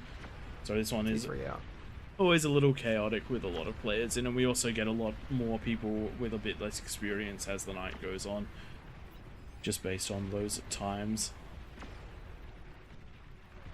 Yeah, apologies that we don't have a mod here tonight. Sometimes we just don't have the privilege of getting one around. They do a lot as well to keep these games running without the pauses. We do appreciate when you highlight rules being broken.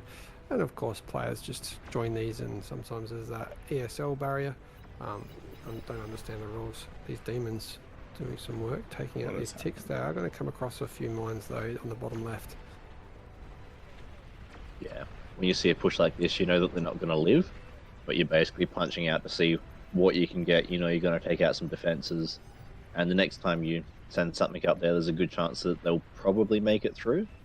Although I'm saying but that, they're going to live a while. We've got some demons that are pushed up on the bottom left-hand side. They're working their way towards one of the stronger eco corners. Something to bear in mind: you have 47 comms when you are the peasants team. That means there should be at minimum 1 comm at the top of each ramp at any given time, because 1 comm could shut these down. That is the risk of the T3 units out of the peasants. They are super expensive, they are super strong, but the comms do a fantastic job of dealing with them. oh yeah, I kind of assume that the first wave of most things I send up a ramp is going to die to a comm. If I can send stuff up a ramp and a comm dies, it did its job. Battle paused. What is wrong? Why have we got a pause? I am unsure. Who has paused? Kokaido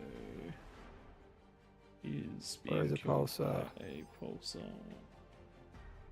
I don't see any. That oh yeah, that is within range of the max. Okay, so we'll just get Ace to delete. Battle started.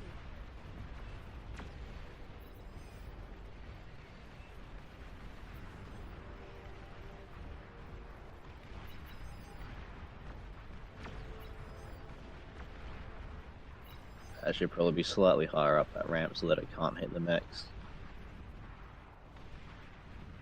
I think Ace Home might be kicked shortly. Yep. Ace, this is a 30-second warning. He's going into a second one, so Ace is getting kicked.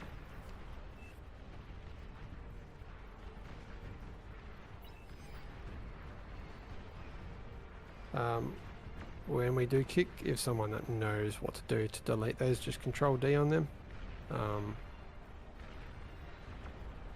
The rule is no offensive structures. That's Ace for those Home, isn't typing it? in chat. Yep, Ace Home.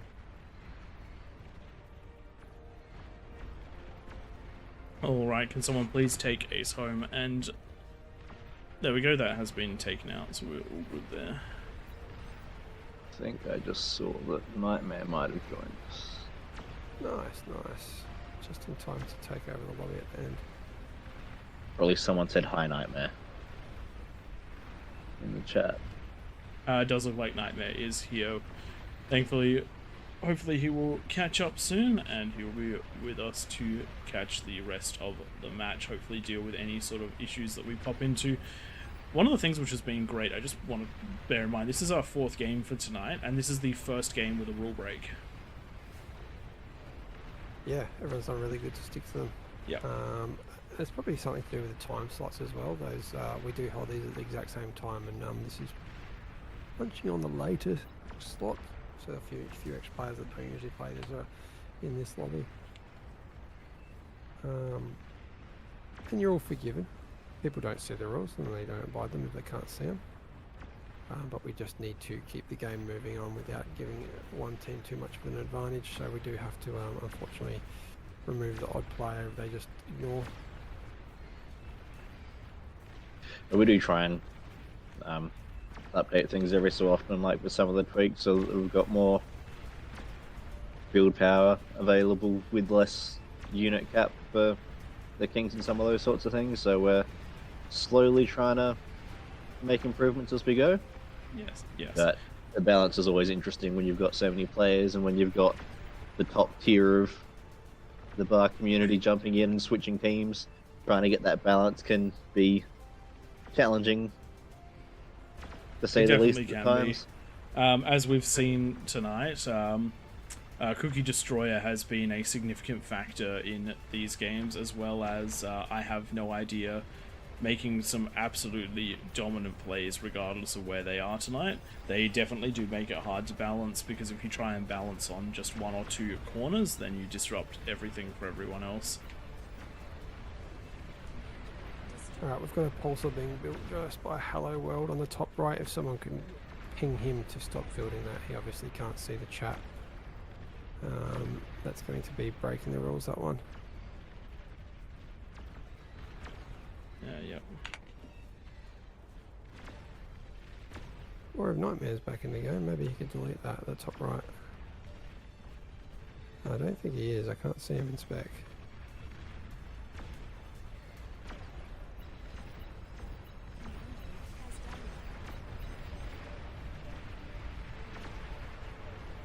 Anyway, jumping back into what's going on, the bottom left-hand side of the map is being very successfully assaulted by the orange player. They did struggle a bit at the beginning with all that spam rushing in, the Jags breaking through, but with some of the pressure taken off by red, swinging his demons up to the left-hand side as they, as after they broke through their ramp. Definitely took some of that pressure off, and now with the catapults, with the Karganeths, and with the Sheldons, progress is being made. And speaking of progress being made, I Have No Idea has been plenty successful and has plenty of ideas this time round. Is sending Karganeths up. They are taking the conventional route to some extent, but with the front line broken, that is all she's going to have written for these players on the side. I did mention this in the startup. These players on each side are some of the most vulnerable in the game. You definitely do need to help them when you are the peasants nearby. Otherwise, they will eventually be overwhelmed, because they only have those two eco spots. They have no one they have nowhere behind them, and they will eventually start to fall. Speaking of starting to fall on the sides, we do have some Marauders that are trying to break up through here. Great positioning on these pulsars to do damage, but the Marauders are in, and they are grabbing plenty of damage. They are grabbing plenty of their own damage, and the pulsar's just firing too slow. The wind built in really nice big clumps, so it is going down with massive chain reactions. Vanguards, though, on the high ground, these are perfectly acceptable to use for offensive maneuvers, but with all of the Marauders behind, you're going to be struggling to use them effectively. Good call on the retreat on those ones. You need to get defensive here just so you can hold that line. Use them as some backup shelling, because that Marauder wall is not going to stop anytime soon. Jumping back to the left-hand side of the map, those Kargis managed to clear out, and now they're heading up to the undefended wings of this high ground. Very, very strong pushes coming in right now as the fusions are being taken out, and the high ground has effectively been broken in this situation. The ramps are still there, but this is the advantage of attacking from a different location. Do have a Com trying to sneak in for as many D-guns as it can get. It gets one Kargi, it gets two Kargis, but that is it for the Com. We do need more of those here for the defense. Huge economy coming out of Shadow in the Sky in the middle here. He's up to 3,000 metal a second. Oof. Yikes. That's the super Aphis are this is online and doing their thing. This is the first night that we have tried with the super Aphises on, with the T2 build turrets. I do think that is affecting the balance just a little bit, but I will say one of the reasons that it's been possible to get that is because of how little aggression there was out of the peasants. We had one stout attack from the top left. We had a series of small T1 units punching in from the bottom left, but that secondary punch through happened at about the 12-minute mark, and no real damage was done. The rest of the map was played pretty passively, which is not something that you can afford to do if you are in the peasant side of things. Yeah, No. Kings, I don't think I've ever seen Kings this far ahead with this many peasants. Oh no, Sorry, never. In Eco, with this many peasants still alive. Still got 30 plus peasants alive, or 46 in game, 32 commanders, and almost double the eco. The only player that's really been pressured so far is the orange player, and they've been pressured to the level that they're currently being pressured at, which is essentially some ticks with a couple of other units running through with them. And if they just moved their Karganeths, they wouldn't be under pressure at all. So it's just not a. Essentially, the pressure on the Kings is a non-factor this game at the moment. Yeah, these Kargis about to take out their eco. We should see a number of fusions go pop shortly. Have they seen it though? Yes, they have. Maybe not. The fusions will stay alive in the corner of the map. Oof. Oh wow, that could actually be. That could actually be a decently big deal. That's 7,000 power that'll just constantly overflow to the rest of the team. Nice bit of luck right there. Very happy that that's happened. Because with one eco corner falling, it's going to start getting harder and harder. Speaking of areas falling, it does look like a behemoth push has managed to punch up into the top middle, and is now trying to make its way over to the right-hand corner. I think that there'll be enough here to defend. They are producing rather quick Shivas. There is plenty of spam, and there is a comm moving in to deal with this. But that was a very effective push, and this is why it's so important to utilize comms and have them in the right positions, because these units are a ludicrous amount of metal, and you have to make sure that you're not just giving free reign when you could snipe 20,000 metal in a moment. Good defenses up on this high ground on the right hand side. These pulsars are going to get a good amount of damage onto the Marauders, but the Marauders have just been hammering through. I've never seen Marauders this effective at the 29-minute mark, but just the sheer number of them, they're streaming in as though they're more akin to ticks than anything else, and just getting that damage very fast, decent amount of damage per shot, and managing to punch their way in to areas they just shouldn't be in. And without the reaction of the players, once they're up and moving around, then you're in a big trouble. Speaking of up and moving around, it does look like Hot Potato and I Have No Idea have decided to split and go in two different ways. They both have the eco to support this and are starting to make their way around. Today is the day of the Karganeth, it seems. There's always one particular unit that tends to be prevalent during the day, and this time it happens to be Marauders and Karganeth, which is a nice variety off of the demons that we normally see. It looks like this is very one-sided, and it's just so hard to always pick. Nice explosions on the left. Very hard to pick the right balance for these games. Honestly, this is probably the quiet showing out of peasants for aggression at the start of the game, and it is so important to do that early aggression, because it will mean APM and eco disadvantage, or not disadvantage, but the Kings just won't be focusing on it if they're focusing on defending you.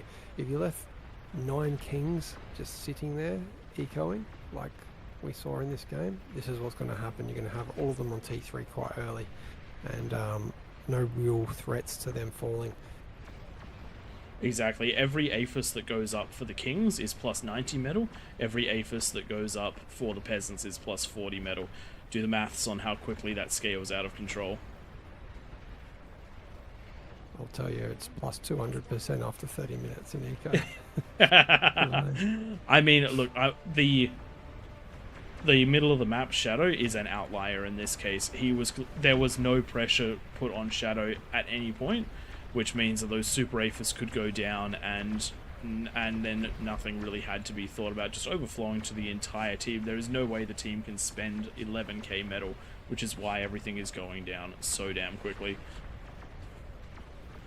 Yeah, he's producing 4,300 and spending about 1,000. Yeah. I think it might be worth showing out of the peasants would be the bottom right, where we can see a nice and healthy amount of Aphis out of Amir. Got 14 of them there, and T3 coming out with all that spam Titans, but there's just not going to be enough, especially with all the SARs and a couple commanders there. By the time any sort of massive force grows, these Kargis are going to work their way around the entire map, I think. And there's defenses well and truly up for all of the Kings. There's no particular gaps that are available to exploit at that 10-minute mark. If you can all get 10-20 units up, there's a good chance you'll find a gap and then get in, blow some build power, blow some conversion, set them back by a couple of minutes, and then you've got a point that you can keep on hammering into. If you leave them alone until 20 minutes, it's going to be very unlikely you find a gap, and the amount of units you need to start building that pressure is going to be significantly more. Agreed. Yeah. Just having We a do quick have an look. opinion from Uzi in chat saying the advanced buildings for kings is a bad balance. It's really tricky. I think they worked really well in Throne because there is just such a small build space. I might actually agree with you on this one for Raptor Crater, because the way we see Potentially a Raptor lower. Crater is the build power gets targeted first and it just goes down so quick. When it's like this with a T2 build power, you don't see chain reactions. The only chain reactions you see is if you manage to take out those converters and those fusions. And that's so, it's one of those very hard things to get right, especially since this is the first night we're testing it. I think that the Epic Aphis might need to go, but the problem is that if we don't give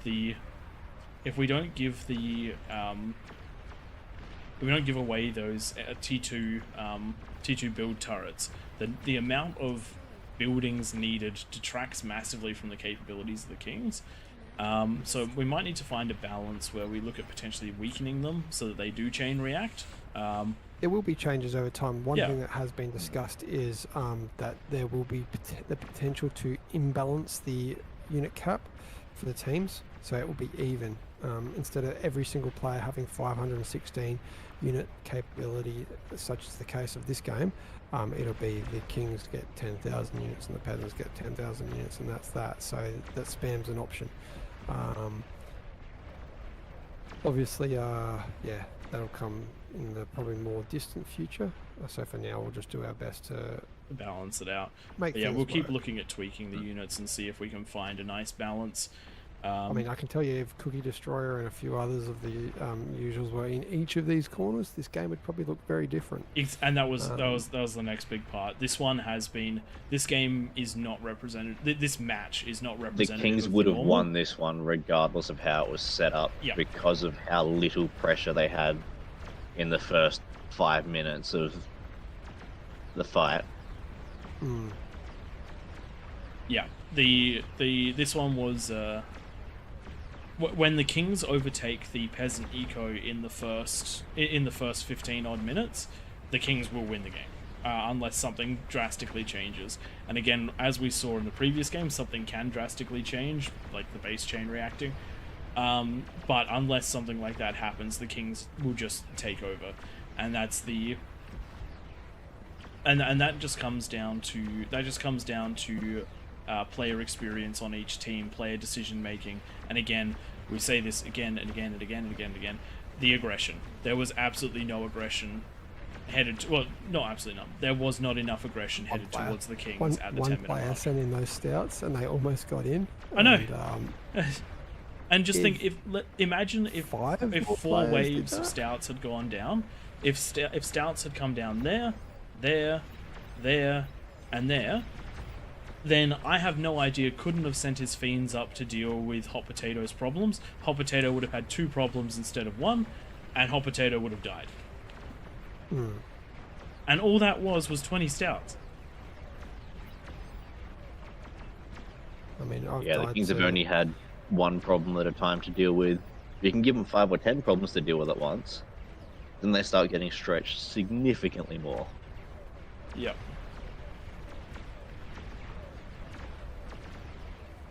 There we go. We see some of those kings now hitting that population limit, which is expected.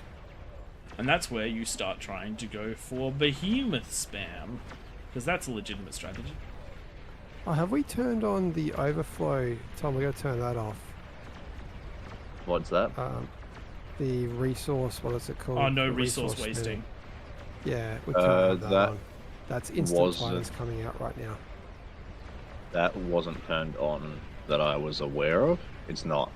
It's definitely happening. I'm watching titans coming out in 0 seconds in the middle of the No night. resource wasting is not on. Right. Don't know what's happening there then.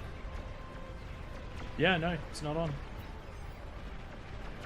That's instant building Titans for all of these players, so That is very strange. That's not supposed to happen. yeah. I haven't played with any of those settings, so I do see a nightmare in Spectator, though. That might have something to do with it. oh no, because he wouldn't have caught up to the game yet, I don't think. Unless you want to jump in chat, Nightmare, and tell us otherwise, I don't think he turned it on. Oh, there we go. He just got. Oh, I take it back. Obviously, Something happened there. something happened. We're not Yeah, sure what that that's- was exactly, but That's probably going to spell. Oh, it happened for both teams though. Yeah. So Titans heading in both directions for both teams. Yikes. I think I'm getting messy over here. All reason, no logic. Speaking of messy, top right, we've got behemoths and demons just trying to cram themselves up this hill. What are these? The vanguards. Unfortunately, shooting at the only spot that has shields.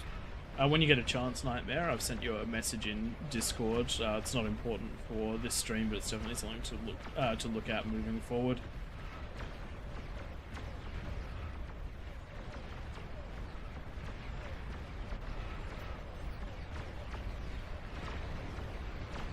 Alrighty then, now that we've so had many a corpses. massive amount of units built, the question is there going to be too many corpses to be able to push up into these positions? These demons are being funneled very effectively into all of the catapult fire, but it's only going to take a few of them to start pushing up and doing a lot of damage. got some Cargonists that appear to be making their way mostly in. I don't think they'll quite make it all the way in, but they've got that move command into the middle of the base, which is what you want to see. If you've got half a chance of making it in, you don't really want to stop for anything. Oh no, definitely not. Once you commit to attack, commit to the attack. Where are these Cargonists? Top right. They are going to get cleaned up by the look of it. There's a bunch of Titans coming across. Do you mean behemoths? I don't see any Cargonists. No, these ones. At least they were up here. What are you talking about? Oh, the blue ones. Yeah. Walking down. Oh, Yeah. There was a handful of them that were making their way in, but they're not going to make it all the way in. yeah. These Making their way Cargonists. in, yeah. Sorry about that. A little bit hard to follow It's- everything going on all at once. Does look like think though this the behemoths have no managed to resource punch racing would have broken deep it. enough into the top right hand corner, and the Titans and Demons are starting to make their way up the next ramp, so it should start to fall on this top right hand side, and then we're going to be down to one Bastion. However, that Bastion does have a cycling 33 Juggernaut fight happening in the bottom left side. And I reckon that the red team is going to have a slight advantage, as they're going to be able to get into the eco that little bit faster. But if all of these jugs do start to push in, that's going to be a big problem potentially for the Kings. It does take a lot to stop a Juggernaut. These jugs take a beeline. Actually, there we go. They've been saying now all the jugs for the red team are heading over there to meet them. Yeah. And it's going to be probably an advantage of the red team there. And Just that's mix gonna- yourselves yeah. together, and there's enough of you that you'll all chain react. There's not quite a nice Oh, line all the oh, way back into the um, King's base to chain them. I have no idea. If you're listening, just walk all the jugs into their jugs and control D them. I want to see it happen. I want to know. It's a risky play. It could lose you the game, but it could be really funny too. There we go. He's visiting. Yes, yes. Go, Honestly, that go, first go. pack just control deed. Reminds me of when you've got the rolling Weed. balls. Control B. You're Control building D, them whatever it fast is. enough that you basically build a fuse all the way back to Oh your my base. god, that is one of the reasons that I turn that I basically never play with that pack on Wednesdays. People seem to love the rolling balls, and they always end up destroying my base for some reason. It's always me.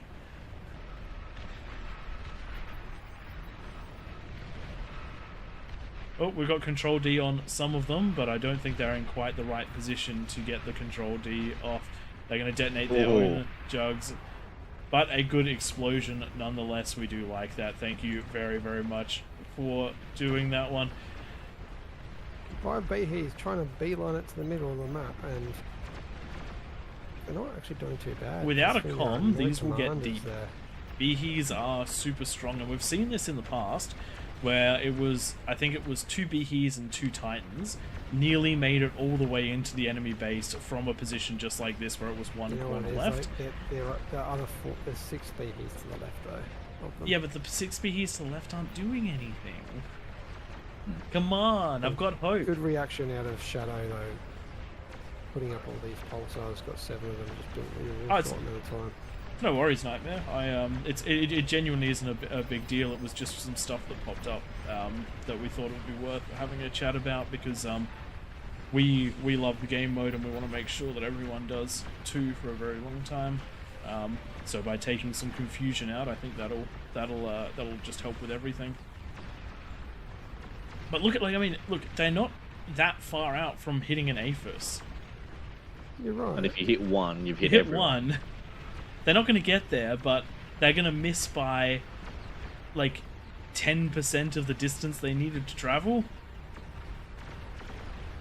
Yeah, because if any of those APHIS start to go pop, Oh man. Those that chain jugs reacts went to with it. pretty much everything. Yep, if all those jugs went through with those Behe's, I reckon it might have had a chance. A slim chance. Now it's a game of the Titans on the right hand side. Too many Titans, or just the right amount. Ooh, Com just got a nice double jug D gun, but unfortunately the jugs then lasered the Com to absolute oblivion. But I do love the can-do attitude. 5 comms left for the kings. For the peasants. They're gonna have to make them count.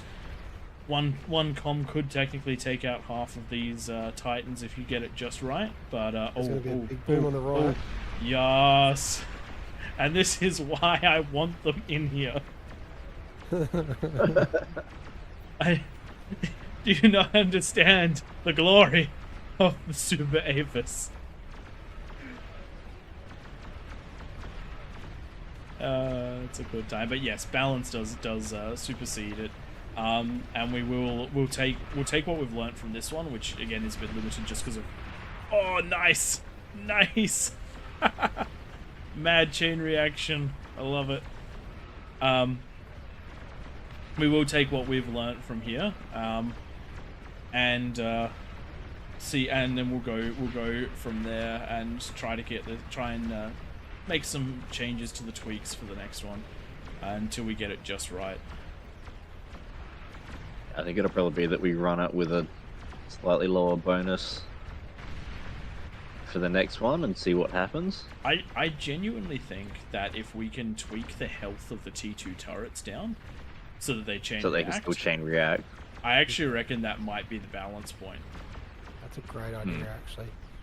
I don't know if we can do that, but we'll give it a go, and we also might consider disabling the Super APHIS but leaving the Super Converter on. Because the objective of putting these on was not to let the Kings get to 19,000 metal income. The objective of putting these on was to get the Kings, the Kings to have less in their bases. Nuke the middle, nuke the middle, nuke the middle! Someone control D. Do it, Nightmare! Oh, come on, I want left. to see the whole thing go! Come on. One APHIS has to go pop in the middle. Someone pop an APHIS in the middle, do it! There's only one comm left. Be a hero. You can do it. It'll I don't all think go Nightmare can off. pop the middle because he's not caught up to this stage of the game. No. Yes. There Yes. And that goes to show just how explosive that is. That's massive. Good job. Very, very good job. So massive my computer couldn't render it properly. All right. Thank you so much to the Kings on that one.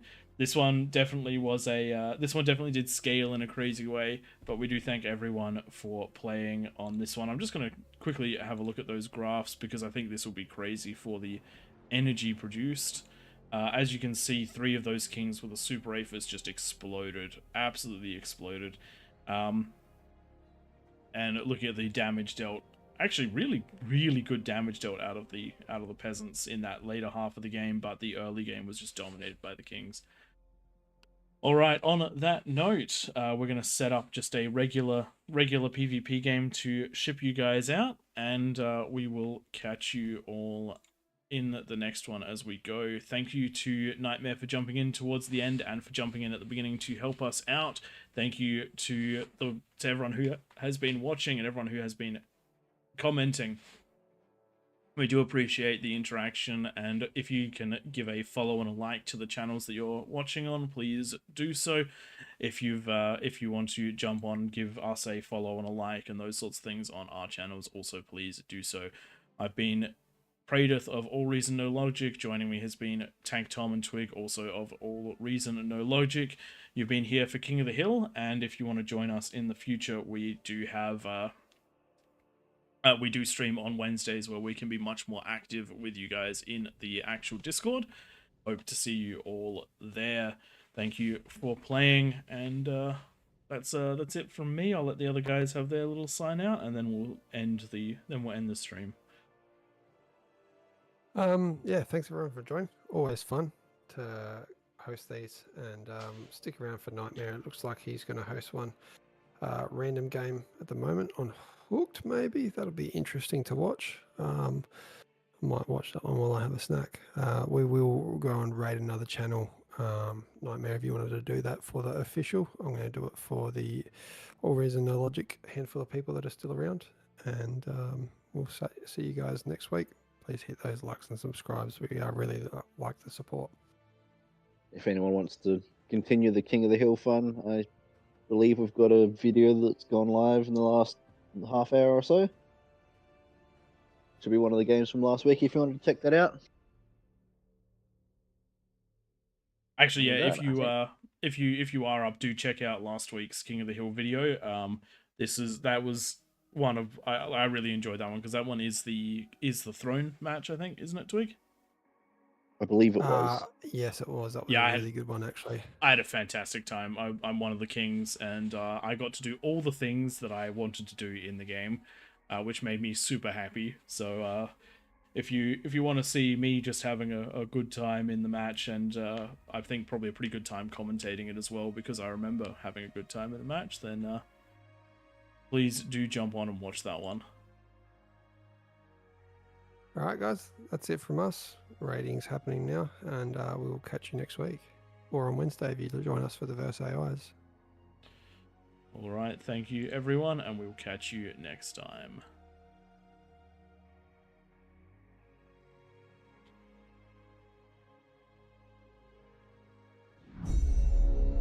Beyond All Reason fans, welcome to King of the Hill by AllReasonNoLogic.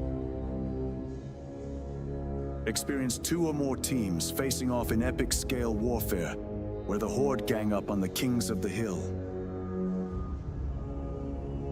Kings start off with an economic bonus. They do their best to defend an onslaught after a no-rush timer expires. Test out your micro and defend against multiple players in variations of this game mode.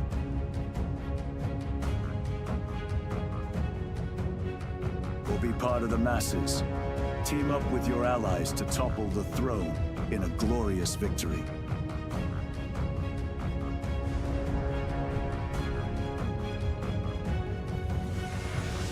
AllReasonNoLogic, hosting King of the Hill lobbies, most Sundays. Join our Discord to be part of the action.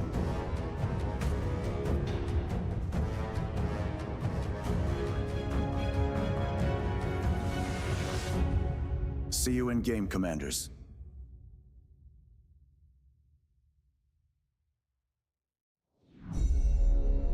Beyond All Reason fans, welcome to King of the Hill by AllReasonNoLogic. Experience 2 or more teams facing off in epic scale warfare, where the Horde gang up on the Kings of the Hill. Kings start off with an economic bonus. They do their best to defend an onslaught after a no-rush timer expires. Test out your micro and defend against multiple players in variations of this game mode.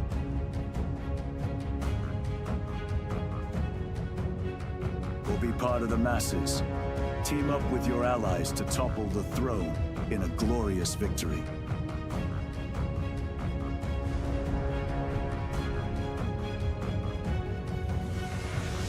All Reason No Logic, hosting King of the Hill lobbies, most Sundays. Join our Discord to be part of the action.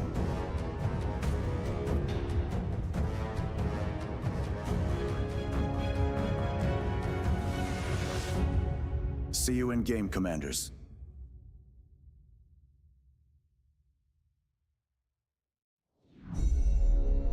Beyond All Reason fans, welcome to King of the Hill by All Reason No Logic. Experience 2 or more teams facing off in epic scale warfare, where the Horde gang up on the Kings of the Hill. Kings start off with an economic bonus. They do their best to defend an onslaught after a no-rush timer expires. Test out your micro and defend against multiple players in variations of this game mode.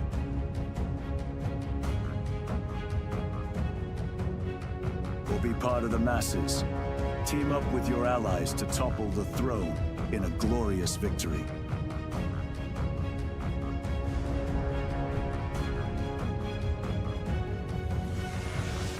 All Reason No Logic, hosting King of the Hill lobbies, most Sundays. Join our Discord to be part of the action.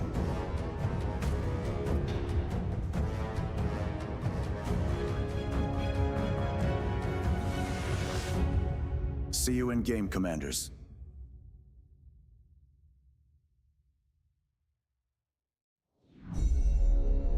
Beyond All Reason fans, welcome to King of the Hill by All Reason No Logic. Experience 2 or more teams facing off in epic scale warfare, where the Horde gang up on the Kings of the Hill. Kings start off with an economic bonus. They do their best to defend an onslaught after a no-rush timer expires. Test out your micro and defend against multiple players in variations of this game mode.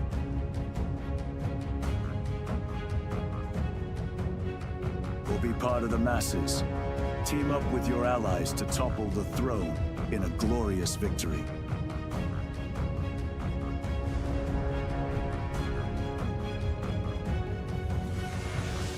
All Reason No Logic, hosting King of the Hill lobbies, most Sundays. Join our Discord to be part of the action.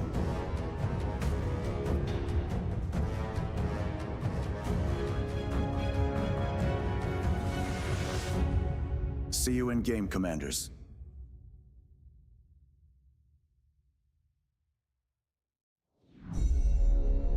Beyond All Reason fans, welcome to King of the Hill by All Reason No Logic.